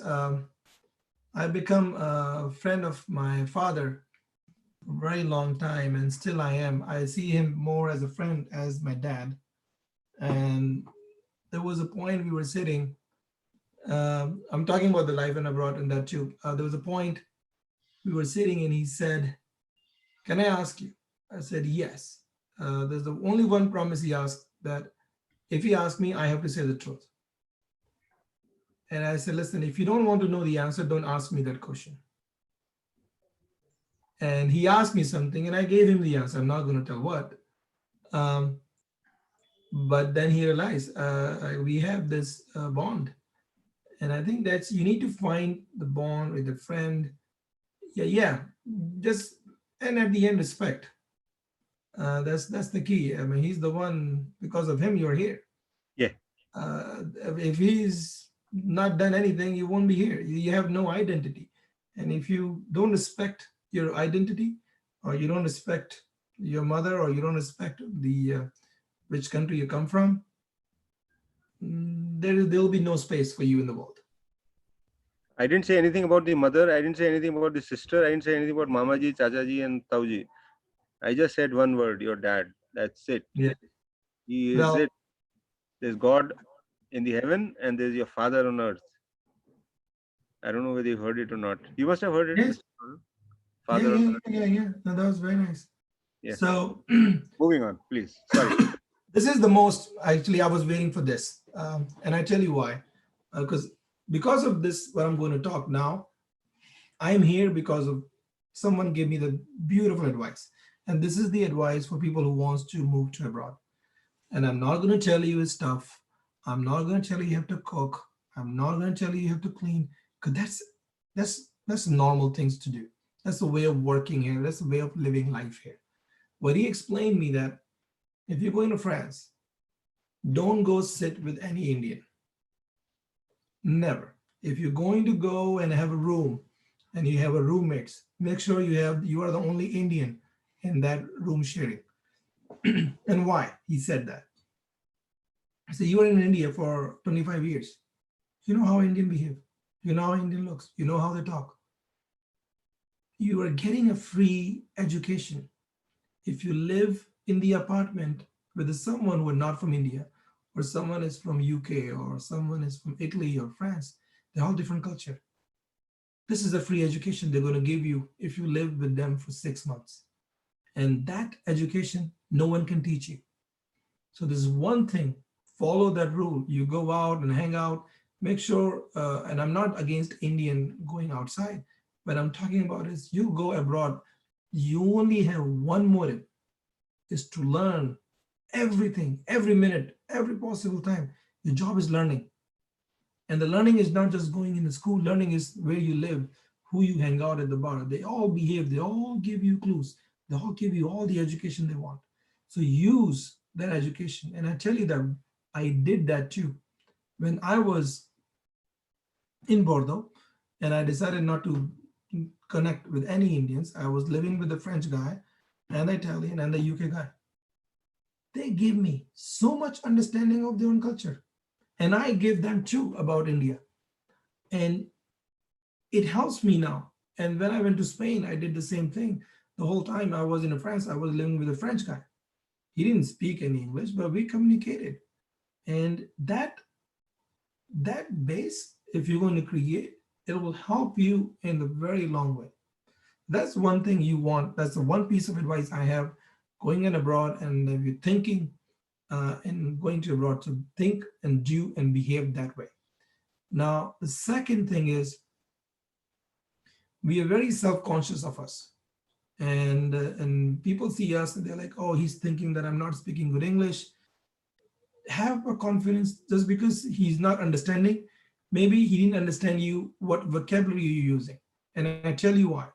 When I moved to US in 2009, everyone looked at me and they said,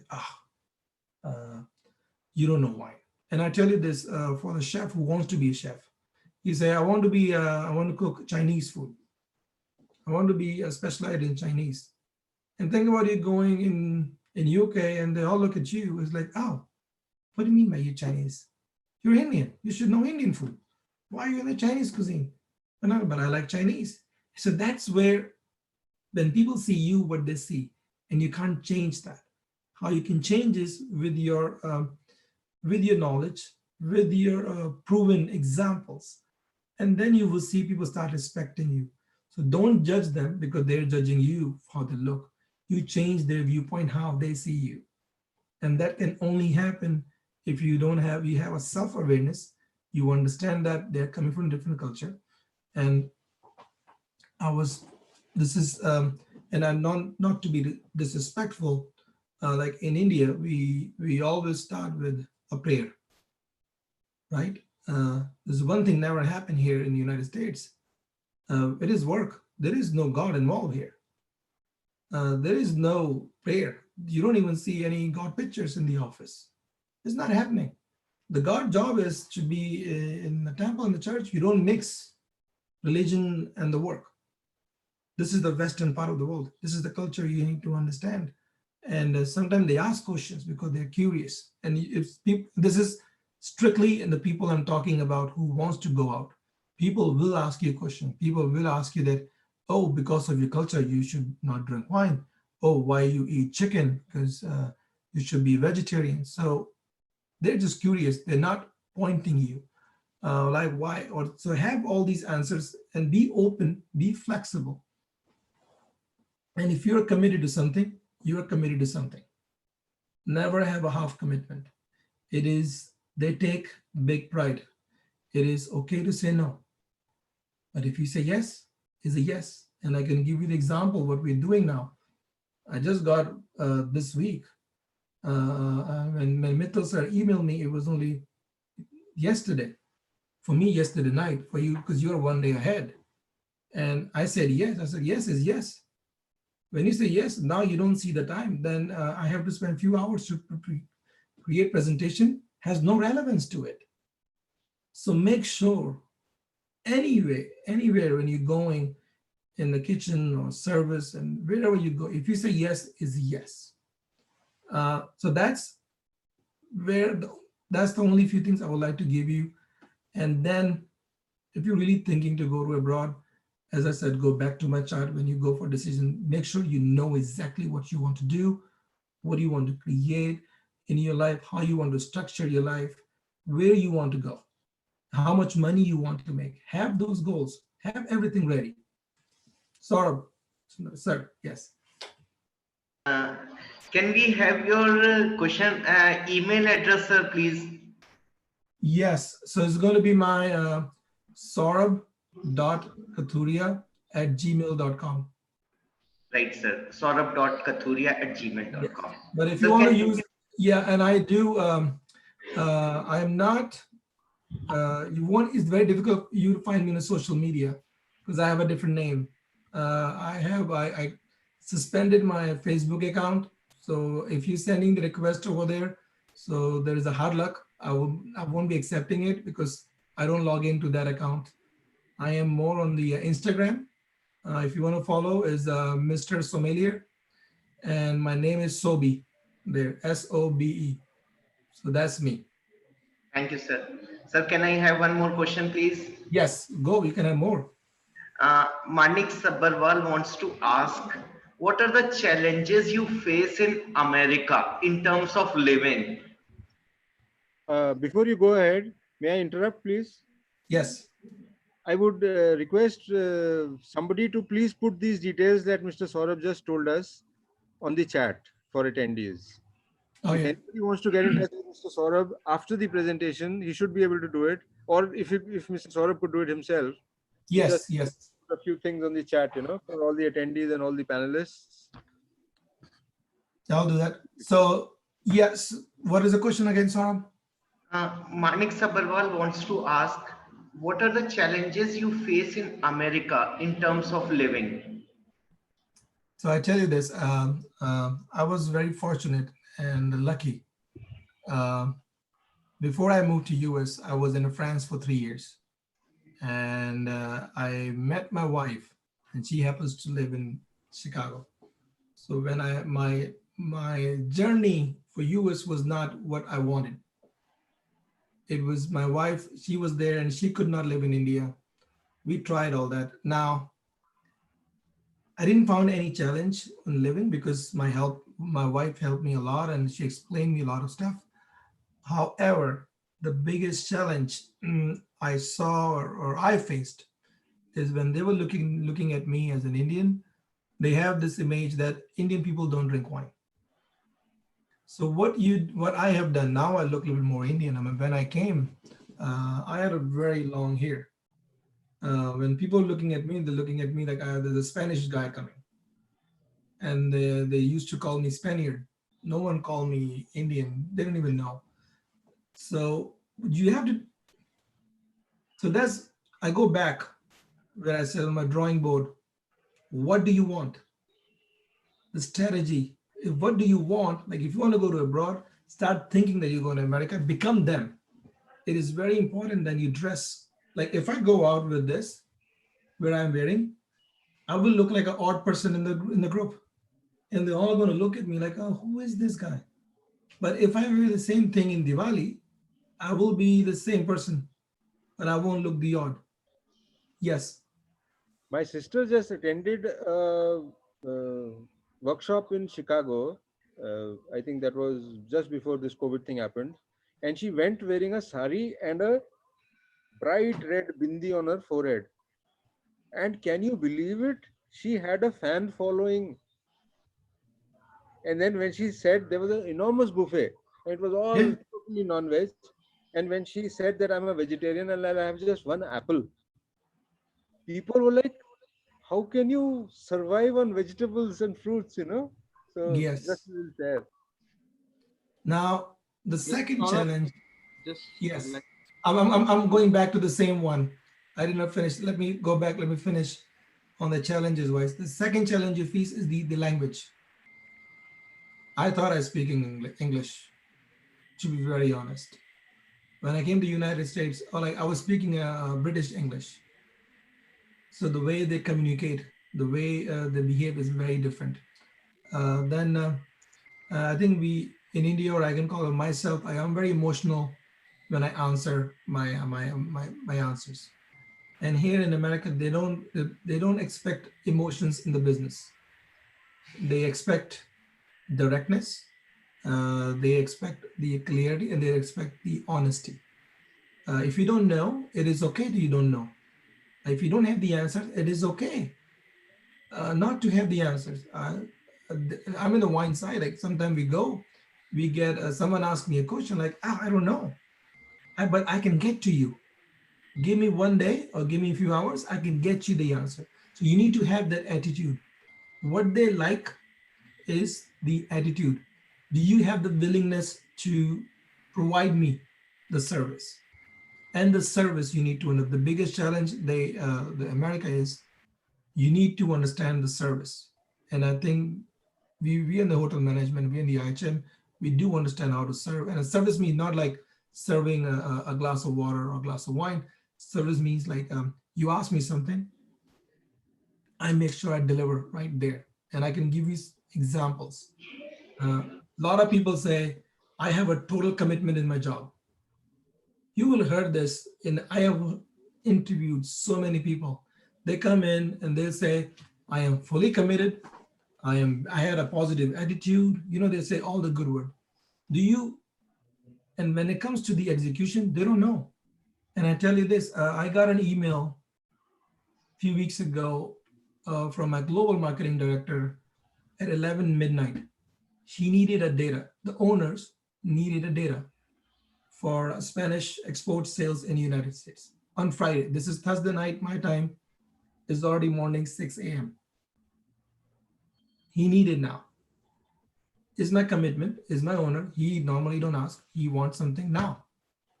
I open my computer, collect all the data.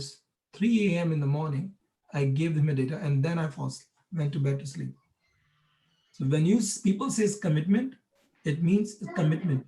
You need to think that whatever the company you work for, that's your company.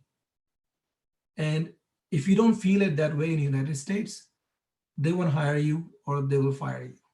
So they want that attitude. They like to see that attitude. And to have that, it takes time. That's what I can say is one of the biggest challenge. And be honest. Very true. One more question, if you allow, sir. Oh yeah, please. you can get more. I'm up. There is a student. He wants to ask, sir, I want to be a winemaker, and currently I am in second year. So after completing the degree, can I go directly for vinology, or I have to work in hotel for gaining more knowledge of wine? No. You can go now. Like now, he don't need. I'm sorry to. For the winemaker, has no relevance. What study with the degree of the hotel management, because they require a different expertise or different skill sets for that college. I can give him some of the college names in Bordeaux or in Spain in English, where he can learn about winemaking, or he can go to Australia. There's a lot of good college where he can learn all the wine enology. Yes, those will be the good places. For me, I would say if he wants to learn about wine, he may find a good, comfortable courses in New Zealand or Australia or US. I will say you need to learn wine, you need to be in Bordeaux or in European country. That is different altogether. And yes, I just, when I'm saying it, you have to have the degree to get, so you need to finish your IHM. So don't leave now, wait for 4 years. And then, yes, go in. Actually, we need to know your name so we can send you with all the wineries. Very true. Very true. Thank you, sir. Thank you, sir. One question I have, sir, with me. One of our attendees asked a question about, I mean, you can just throw some light or about the history of the blue wine. Does it exist, or I mean, it's just people rumor that the blue wine really exists. No, that's the people like us created that. The blue wine. There was a blue wine company, and then yeah, there's no blue wine. And now there's a new thing is coming. They're calling the orange wine. I was seeing some of the data. On the social media, there's all the orange wine people were out there making wine from orange. Now, so the wine is only made through grape. If they are apple wine or made from apple, they have to call it apple wine. If it is made through orange, they have to call it orange wine. They cannot call it wine. When we saying wine, we're talking about the wine which is made through grape with the alcoholic fermentation. All right, thank you. What else? Then I'm going to ask you a question, all the other students. Because the Q&A is not just you ask me, I'm going to ask you a question too. Don't give them the jitters. That'll be a good one. Do we have any more questions, guys? One more, if you allow, please. Oh, please.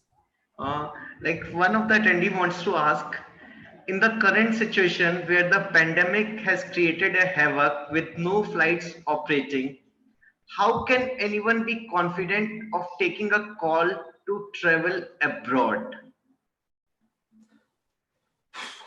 Yeah. So far, there is no one is going out. I can tell you this: there's no travel, so there is no call. As unfortunate the situation is, as unfortunate we are into this, we have to accept the reality and think about people. I see like if someone died somewhere and the father cannot go because of all this restriction, and it is a chaos. Sometime in a life we have to accept the reality. But Yes, sir. what I will say is use what we are using, and I think because of this reality, we have this new reality in front of us. We are in a webinar. I'm in Chicago. We are all here. We have 46 people or 28 people here listening to us, asking questions and answer. Before that, we never did that. Or we could have never have done it. But now this opened up the new way of talking, a new way of meeting people. And I'm not saying all the people have all the questions and answers. Now, I think IHM should continue with these kind of the platform with the webinar. We can have a time limit or we can have the topic. The students can give the topic. And Mithil sir, you guys can find that particular people who have the answer and the skill sets. So it will be more interactive for them to understand, because our job altogether, whoever right now in the panelists and us as a senior, our job is to make sure our young generation follow and they get what they need. My enjoyment is to see someone successful coming from IHM. 10 years from now, I'll be sitting and looking at, okay, he's from IHM. Oh, perfect. We're from the same college. It's not fun just me being successful. Everyone is successful, is happiness everywhere. There's only one guy successful, or only one guy is happy.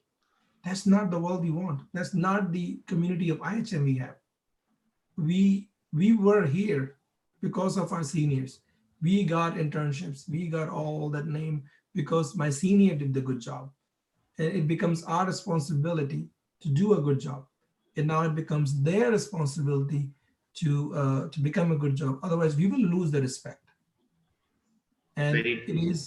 we cannot, there is no room to destroy our hard work.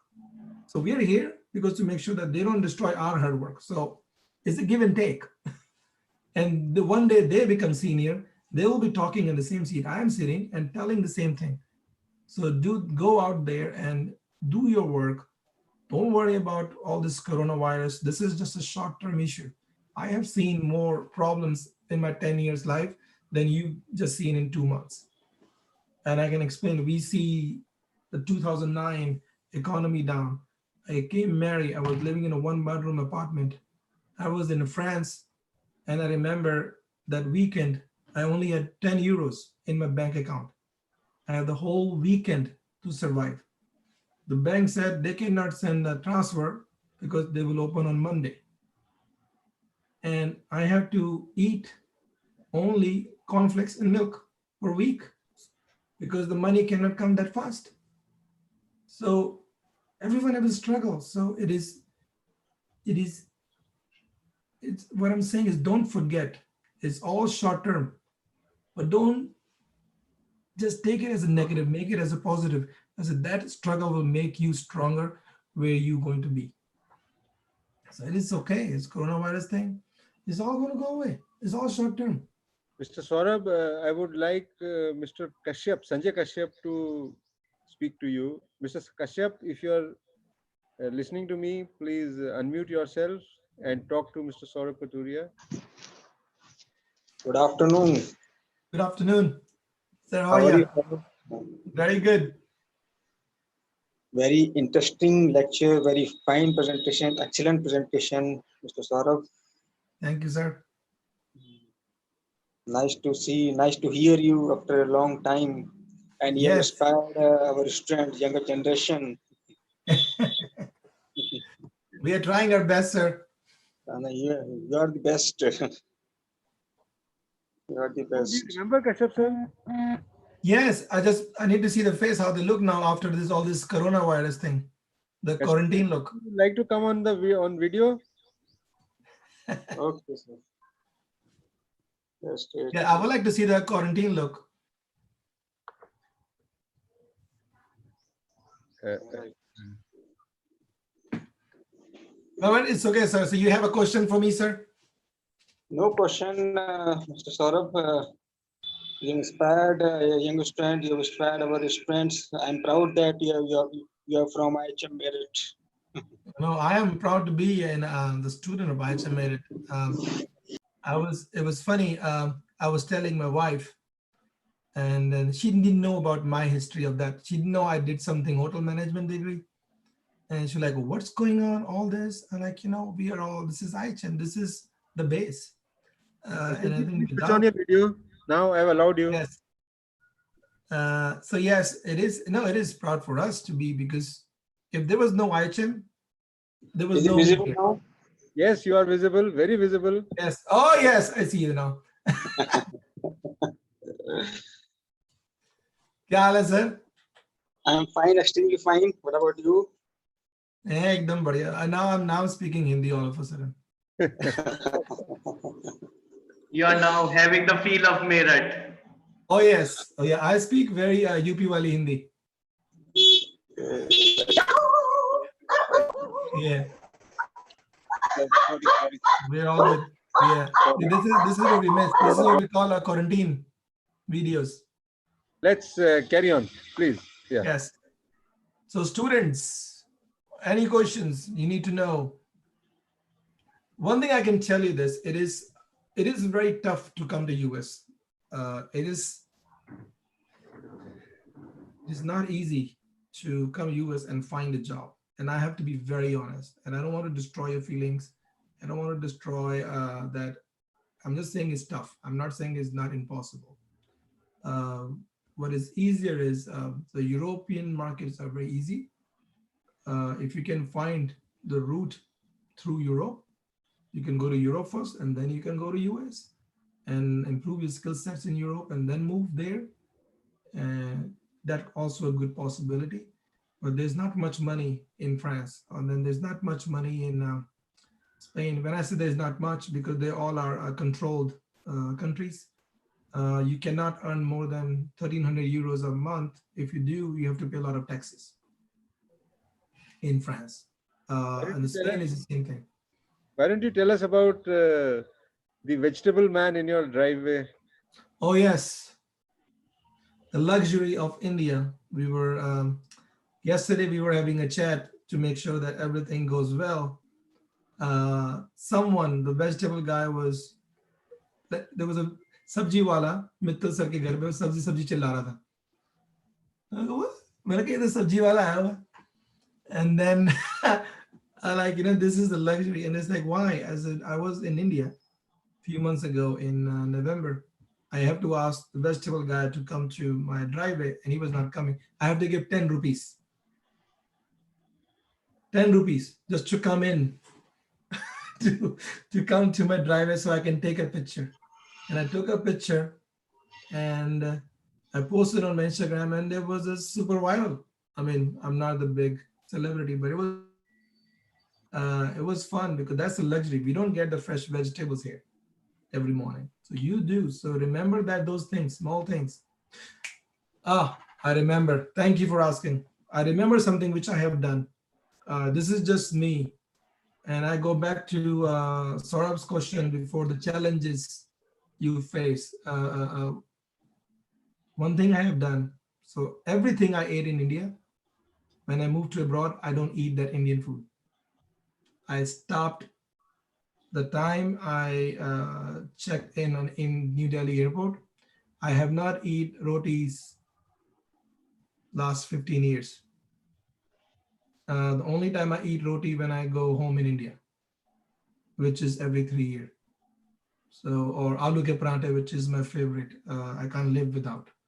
I only eat when I go home in Meerut. So you have to create a disconnect yourself, and you have to have that discipline. What happens is when you're abroad, when you're alone, and you have no one, you find this comfort of food. It makes you more emotional. It makes you weak.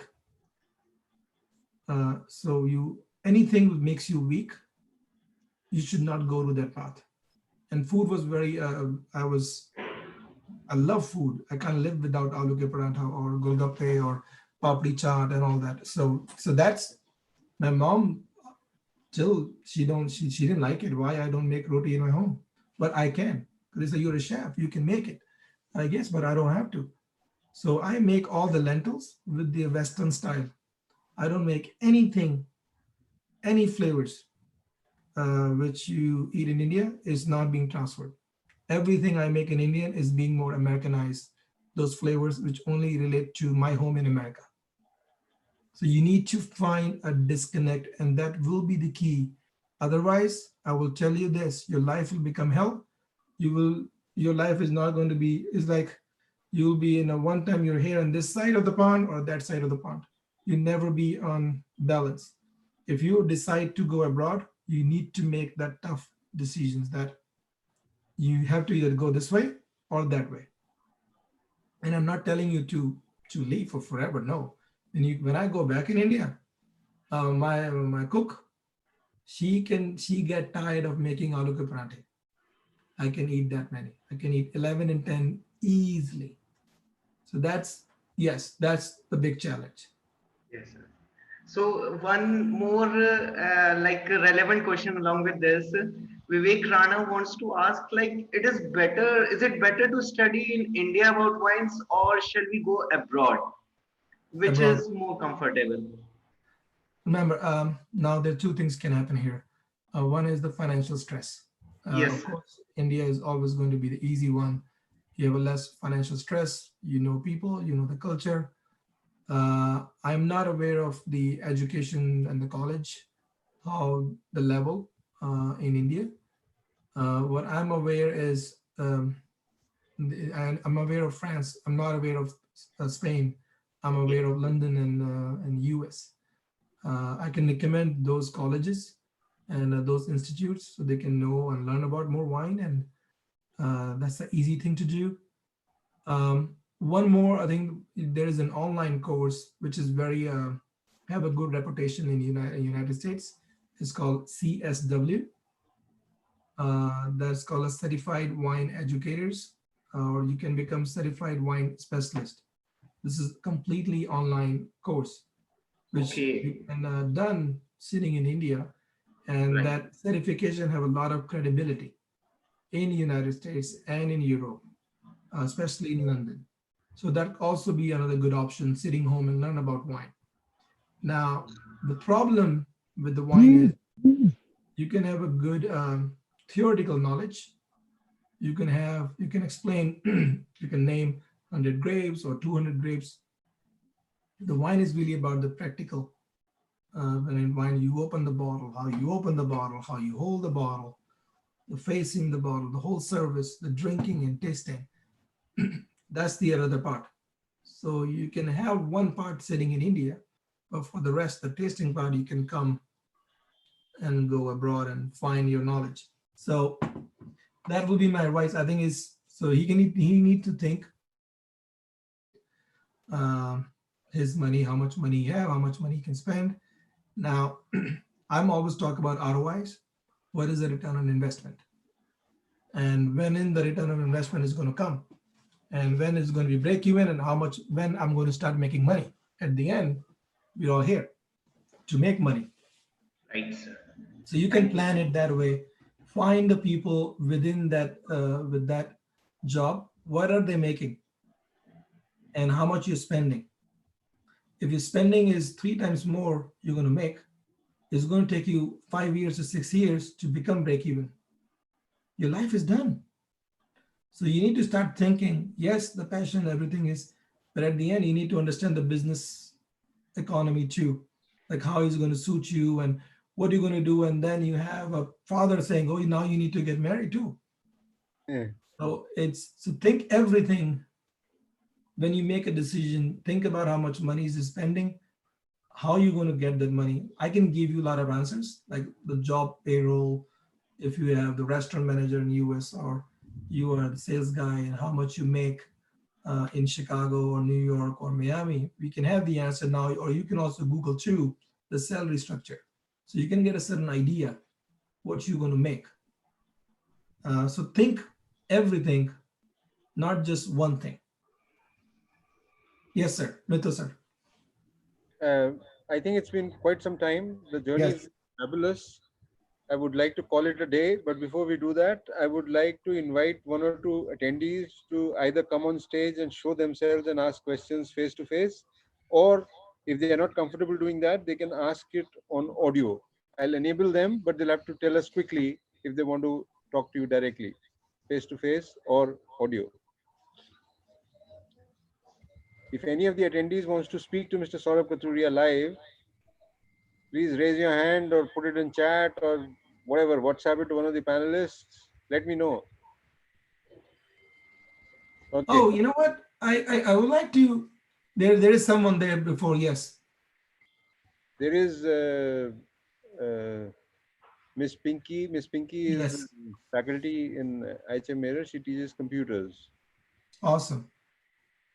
Now the trouble is, I've asked for the attendees to do something, and I don't know how to. Okay, I found out. Yeah, I have her. Miss Pinky, I've allowed you to talk. You can unmute yourself. If you want to come on the panel, I've made you a panelist, so you can show yourself on a video. So Please come Vivek on Rana is stage. there.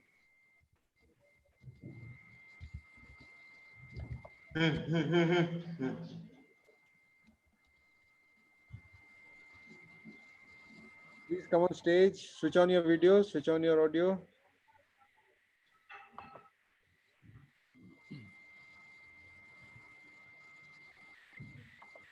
Miss Pinky.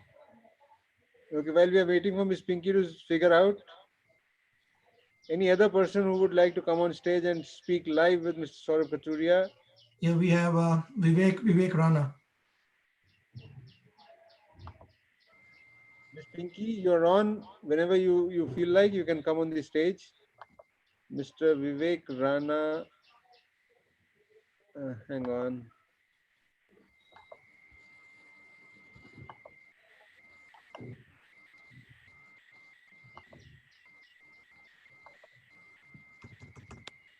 Yeah, Mr. Vivek Rana.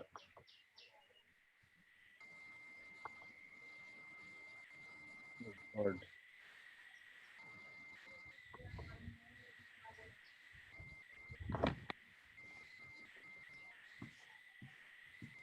Well, I want to, while them they're coming, I want to talk about uh, the women, especially in our business and in the wine business. And it's a very male dominant industry. There are not too many, how do I explain now? I will suggest all the women to be tough because a lot of guys there and the chef and the restaurant, they are need to have really tough skin. And the very good example and I think you can have your one of your guest speaker too in future is Kalpana Singh. She's was my batch. She is now working with Intercontinental. She somehow knows how to navigate and how to be tough in a man's world, and how to behave, how to uh, compose yourself, and how to structure yourself into such a male dominant industry. And I think is yeah, it is. I don't know how India is now, but it is still very tough in the United States, even in the wine business. They don't respect the opinion sometimes. I may be saying the same thing. Hello. And hey, Vivek, Yes, give me we one can hear you. second. Yeah, give me one second, Vivek. I'll be saying the same thing. Will have more impact versus the woman saying the same thing. So I will kudos to all the women who are here in our man business and try to prove that you are there. So my suggestion to just keep working hard. Things are changing. People viewpoints are changing too. So yes, Vivek. First of all, good afternoon to all Yes. principals and speaker. My question is that after completing the degree course, what is the best to make an mixologist? What is the best? Can you repeat? To, what is the best way to make a mixologist? To become a mixologist. Oh, Yes, sir. mixologist. Sorry. Yes. Ah. Oh, that's the whole. Oh, I have to give you. I have a friend, a dear friend. He's a very big bartender in LA. He worked for us. There are courses to become a mixologist. Normally, what they call themselves is now they don't like to call themselves mixologist. They call like a bartender. Yes, sir. That's the name. There are courses to become professional bartenders. I am not aware. However, I can find the right courses and the right places. I will ask my friend, my colleague who worked with us, and he is the celebrity bartender we have our company. So yes, so I don't have an answer now, but I will have the answer for you for sure. Okay. Orson, my next question is, uh, which if it is today, it is best for it to do further study in India or in abroad for to See make now, a to make an so bartender. so this is how you have to see where you want, what do you want to do in your life. Do you want to live, or you want to go back to India, or you want to stay abroad? Then where you want to settle down? Are you okay to leave your family for life? You only want to see them for a few years. Uh, so think all those options, the circle. Like so once you have all the answers, I'm not sure how many good bartending courses we have in India. I know there was a lady in Bombay. She used to work with us in Esprit. I can find out what is going on because she used to have classes, and they have a lot of bartenders in Bombay or Mumbai in India. But I can tell you one, the bartending course, LA will be your destination because that's where you find the best of the best bartenders who knows how to mix all the spirits. LA will be your destination if you're thinking to go abroad, um, and you're going to make a lot of money. And I can tell you this: are you single, Vivek? Yes, sir. Good job. Don't think to get married, so at least stay single with the bartending for at least 10 years. That will be my advice. You will not regret. Yes, sir. Yes. Uh, answer your question is you need to see where you want to end up, or if you want to do a test run, you have to think. I mean, when I made the decision to go abroad, I made the decision that I'm going abroad and I'm not coming back. So that's you, as I said, you cannot jump in a two sides. You need to go either this way or that way because it is a lot of investment, a lot of money required to move to Yes, abroad. sir. So yes, so the bartending course, you will find a lot of good courses in London and in LA. and I can get you that, and I'll send the email to Mithil sir, and he can Yeah, forward. yeah. I would like Vinay to please mute himself. Thank you, Vinay, for your questions. I would like your permission to launch a poll, the last poll. What happened to Miss Pinky? Miss Pinky is trying to connect. She'll be with us. So let me launch a poll. May I? Yes, sir. Yes, sorry. I was doing something. Sorry. The title of the poll is Encore. Encore, which means do we want you back as a speaker? And the question is, would you like to have another similar interactive session with Mr. Saurabh? When would you like to have a similar interactive session with Mr. Saurabh? The poll is in progress. People are polling. I hope you can see it, Mr. Saurabh. Yeah. Don't say today. The answers are, the options are today evening, and 17% of the people have said yes today evening, and 60% of the people have said they want a session with you again tomorrow. So people have not had their fill of you. It's already tomorrow here for me. Which tomorrow? Okay, we have to specify. Is it Friday or Saturday? And then 25% of them said that they would like you to come next week. So with that, I would like to end this poll. May I please end this poll? Attendees, 1, 2, 3, end poll. And here are the results. Please allow me to share the results with all the attendees, with all the panelists, and all the hosts and the speaker. A whopping 67% have said that they want Mr. Saurabh to come to them tomorrow again, which is asking for too much.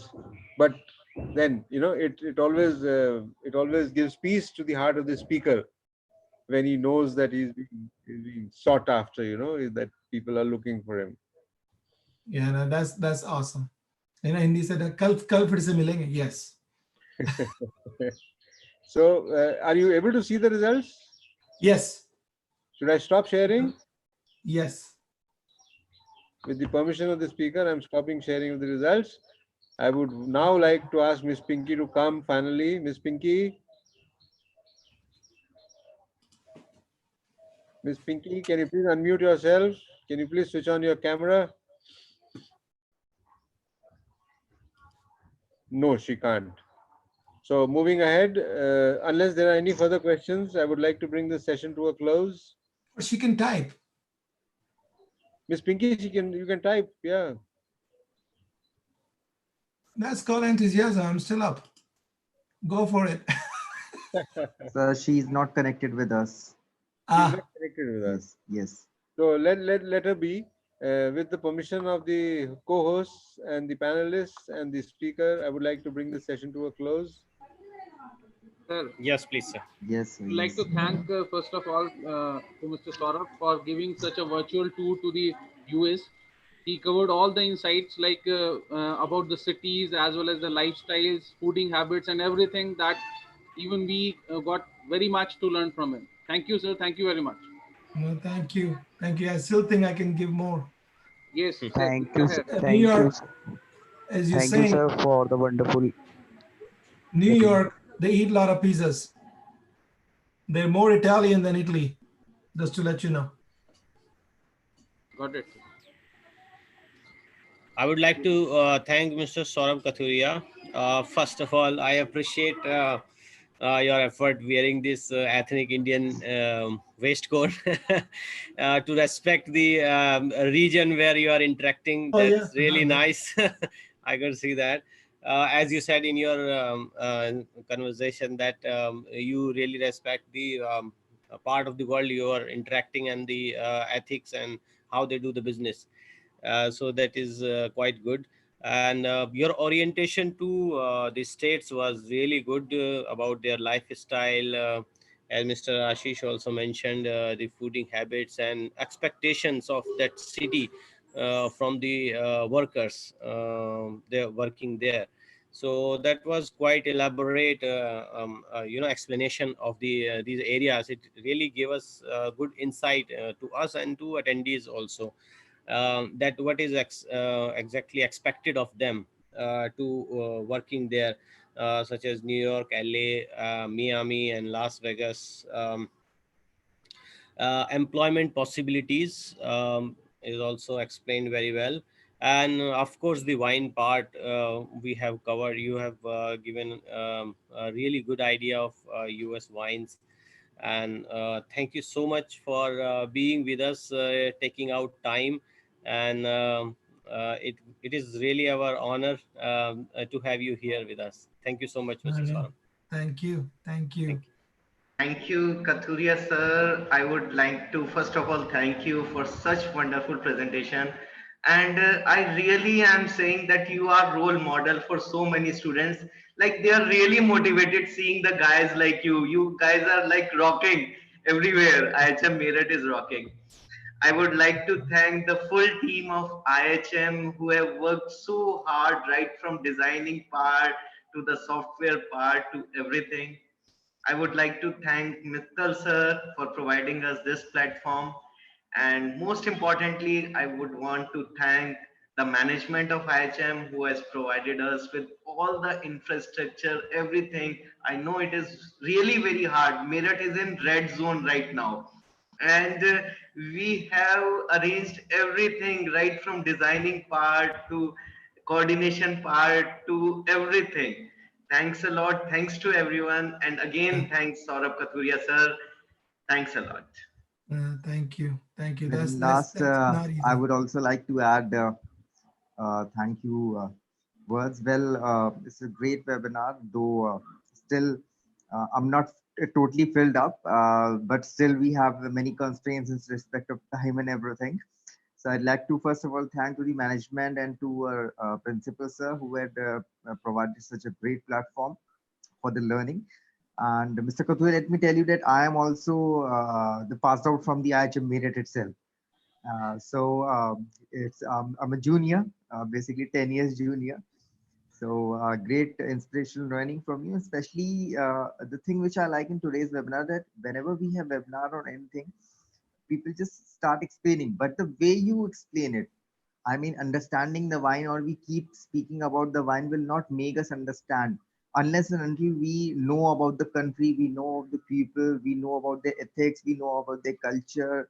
We need to know these things first because these are the basic. Then only we can learn the final outcome and about the wines what we are discussing today. So thank you very much for each and everything. Thank you.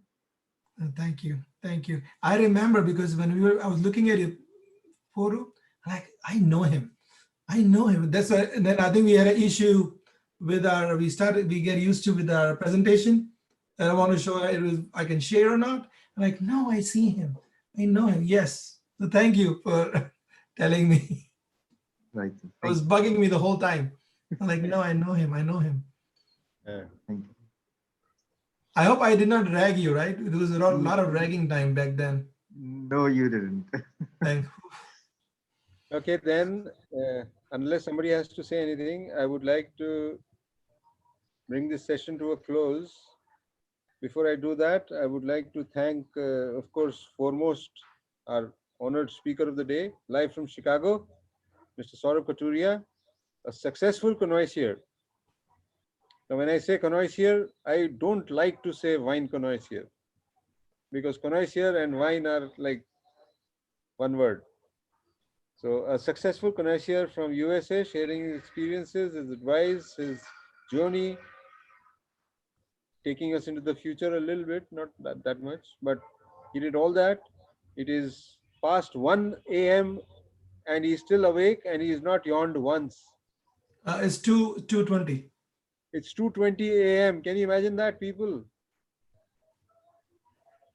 And I mean, hats off. I wish I had a hat and I would have taken it off.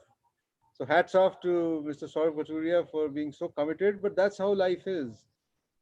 Can I share something very personal with you? I have not Yes, sir. slept a wink last night Oh, preparing wow. for this webinar. I have not slept Wow. one wink last night preparing for this webinar. Well, thank you, sir. Thank you, thank you, thank you. But I'm not. See, is I don't. I mean, I've not done anybody a favor. This is something which I love. And when I love something, like Mr. Saurabh Katuria said, when you love something, then it is not work. Then it is not a burden. Like yes, Sudhir Andrews, Dr. Sudhir Andrews said yesterday that he started writing at 4 o'clock in the evening.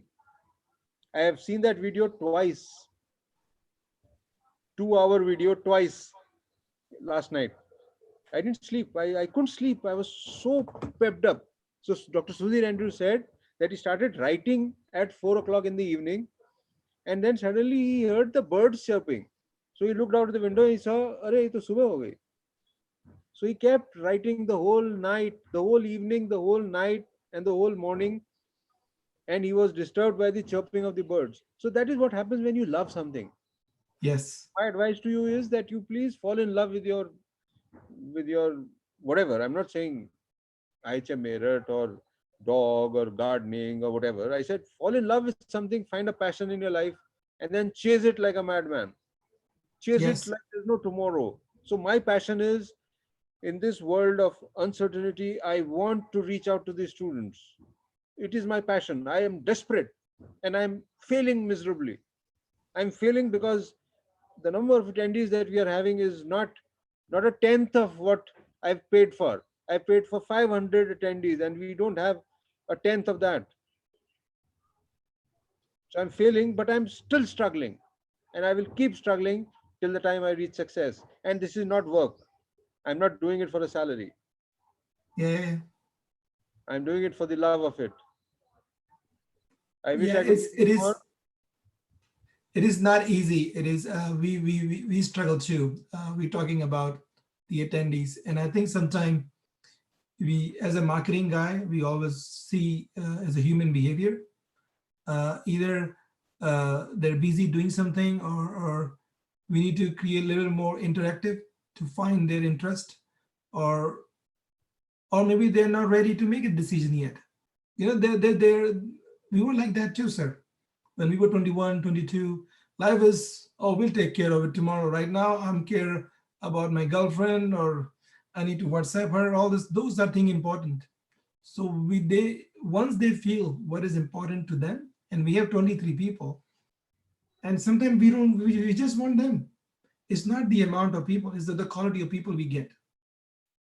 And I think that's where we should see. And we get really good answers. People are curious to know more. And I hope I can provide it more information, and to get what they need, and not to give them the cherries and the flowers. We have to be very honest and straight. Yes, life is tough. Life is tough as India too. It's not just abroad as life is tough.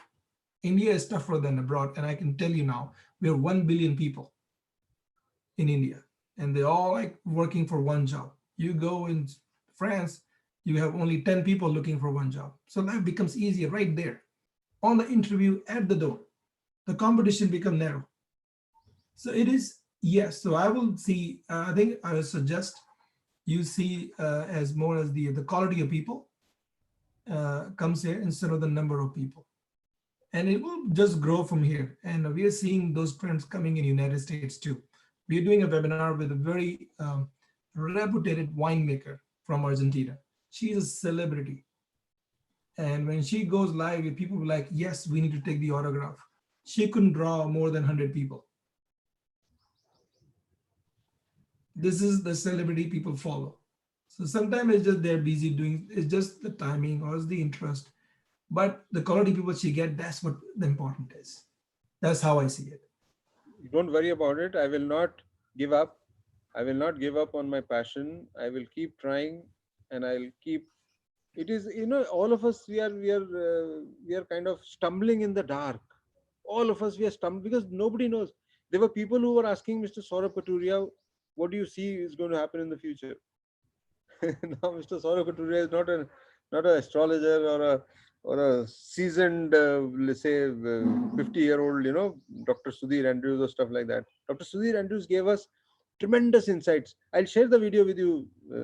So what Mr. did he say? What did he say? I don't think so. Anyone right now, For us, what we are getting is a 2022 June. I'll share the video with you. You'll have to see it for yourself. He's a genius, I would say. Please see the video for What did yourself. he say when everything go normal? Okay, as a takeaway, would you like me to share that video with all the attendees, all the remaining attendees? Or can I ask Mr. Ashish sir, can you share that video of Dr. Sudhir Andrews with all the attendees, with all the panelists as a takeaway from IHM Meerut, free of cost? Take it away, watch the video and learn from it. Right, sir. I think Azhar sir had got the permission. He's a co-host. No, you can put it on chat. Okay. You can put it on chat for all the attendees and for all the See, I tell you this, with all this coronavirus thing, people don't want to, there's a lot of anxiety going on. People don't want to hear the negative future because they're already stuck at home. They're already suffering. They're stuck home. Is I don't know, in India they have seen the the cabin fever. I don't know if people are aware what cabin fever is. In Chicago, we are home from December to all the way to March. We cannot go out because it's so cold. It's negative 20 degrees. So we eat vitamin D's, and we don't get to see, like Vittal sir is sitting outside in the sun, enjoying a nice view.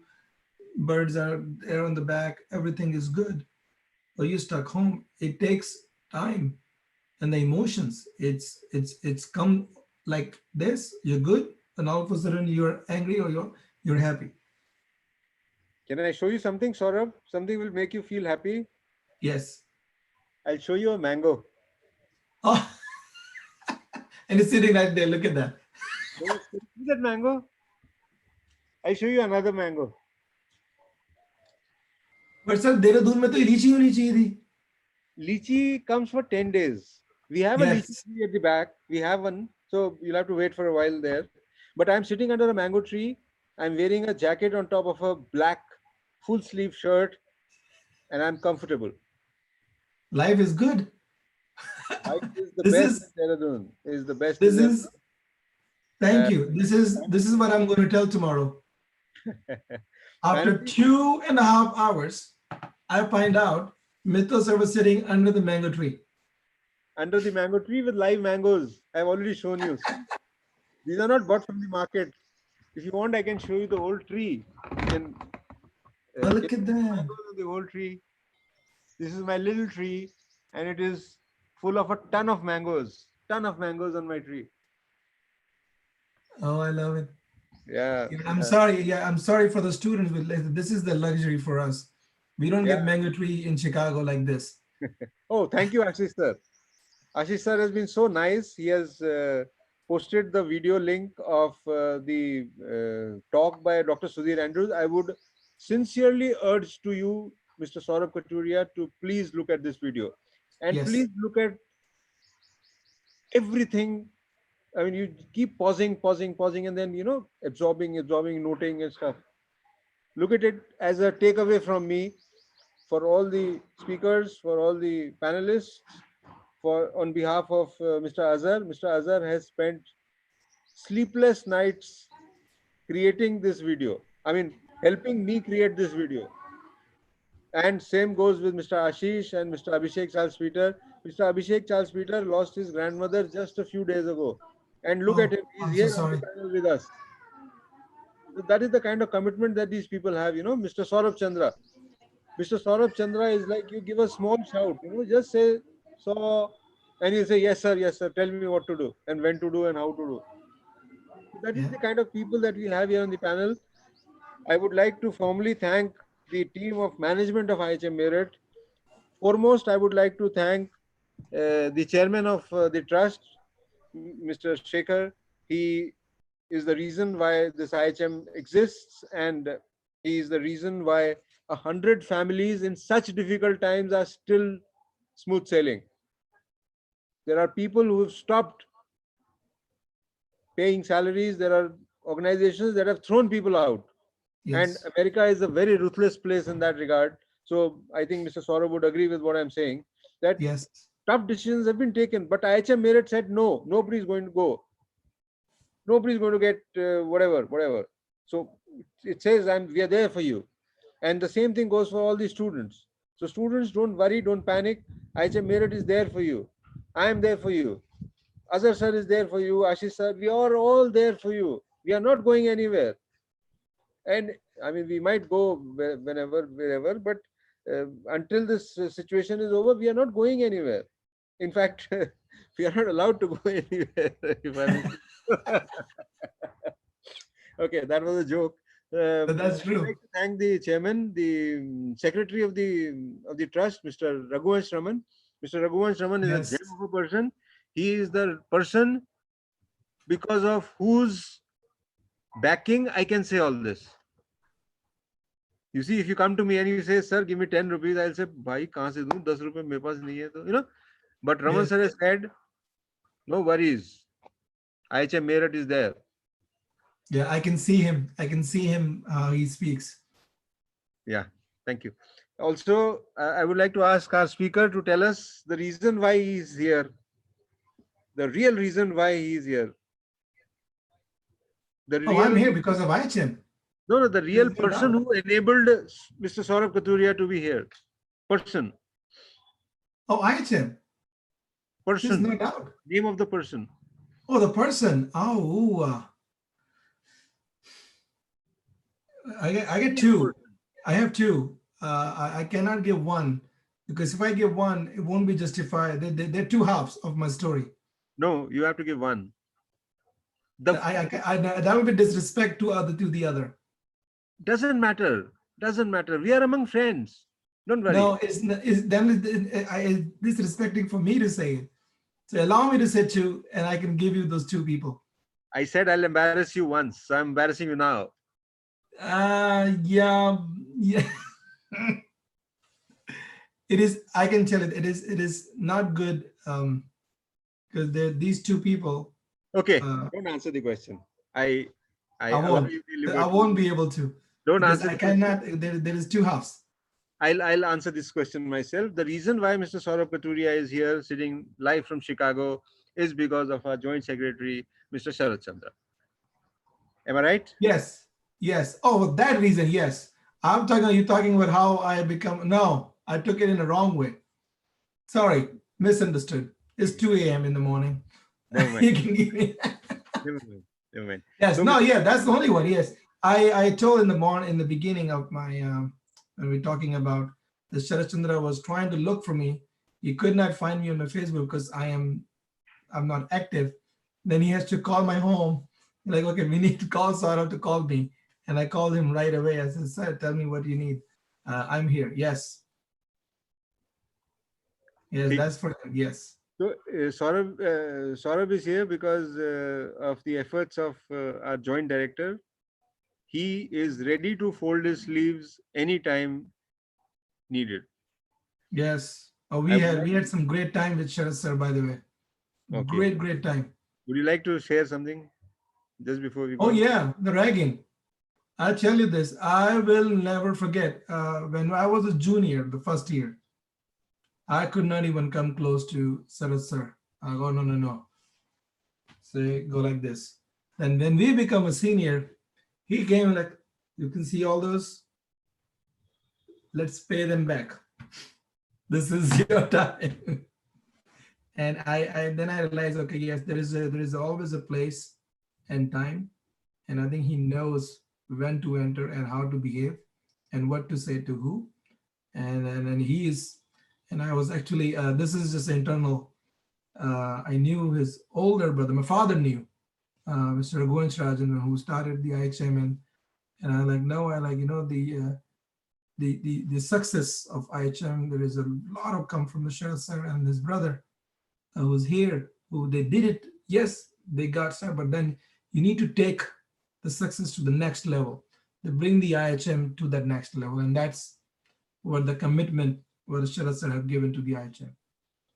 And you can see now. You can see it, yeah. So, and I would also like to thank the CEO, Mr. Hemang Rajan. Yes. Hemang Rajan is a very dynamic person, I would say, the least dynamic. Huh? And among our team of management, we also have Colonel Suresh Gupta. Colonel Suresh Gupta is the Director Administration. He is facing the heat in Meerut. He is doing all the physical civil administration and, Oh, I see. arranging people. And these universities are sending us dates, left, right, and center. 18 तारीख को ये last date, 20 तारीख को ये last. और भाई, how do we do it if we can't go to the college, because all the records, all the files, all the computers, everything is in the Darola campus. Yeah. Nevertheless, Dr. Colonel Suresh Gupta is doing a wonderful job. He is somehow managing, putting things together. Thankful to him. Thankful to all the staff of IHM Meerut for being with us, for helping us, for all of us. And last but not the least, the students of IHM Meerut, who I am told are actively participating in improving themselves. Am I right there, Mr. Ashish? Yes, sir, definitely. Yes, sir, definitely. Saurabh sir, क्या मैं सही बोल रहा हूँ? बच्चे improve कर रहे हैं अपने आप को कि नहीं? Sir, they are themselves giving online presentation presently. First year students are giving online presentation, like they are now able to conduct webinar like we people are doing. Very Awesome. good. Very good. Awesome. Awesome. With those words, I would like to end this webinar with the permission of the chair of the speaker, Mr. Saurabh Katuria. I only have one thing to say. Please go ahead, Thank you. And I'm very honored, I have to say it again, to be part of as a speaker, as a guest speaker here on this webinar. And I can tell you this is a great effort to have and give us the opportunity to talk to our students, and being a part of IHM again physically. Yes, we are emotionally, it's always in our degree and we forget, it stays in your resume, we're part of IHM and we comes to our life, but now we are back again in IHM. So thank you. And it is not easy to build something like this and have the schedule and bring everyone and collectively to have organized. It is not an easy thing. I do this for a living, and it is not easy thing to do. To get all the banner which Azhar just did last night in one day, everything was set. It looks a banner, but people forget to see how much work it needs. Like a small minor changes, it changes the he put the flag, and it is not easy to put the flag in the glass. And on everything, the small details. So those are important, and those are not happens in 30 minutes. It takes hours to do all those jobs. Hours. So thank you for all that, doing that, and for this opportunity. And I would love to come back again, maybe for a shorter time. Maybe we can do 101 wine, something like that. Yes. So I'm here.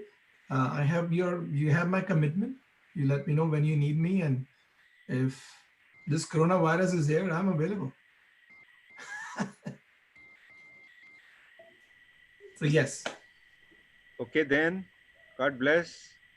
Let us thank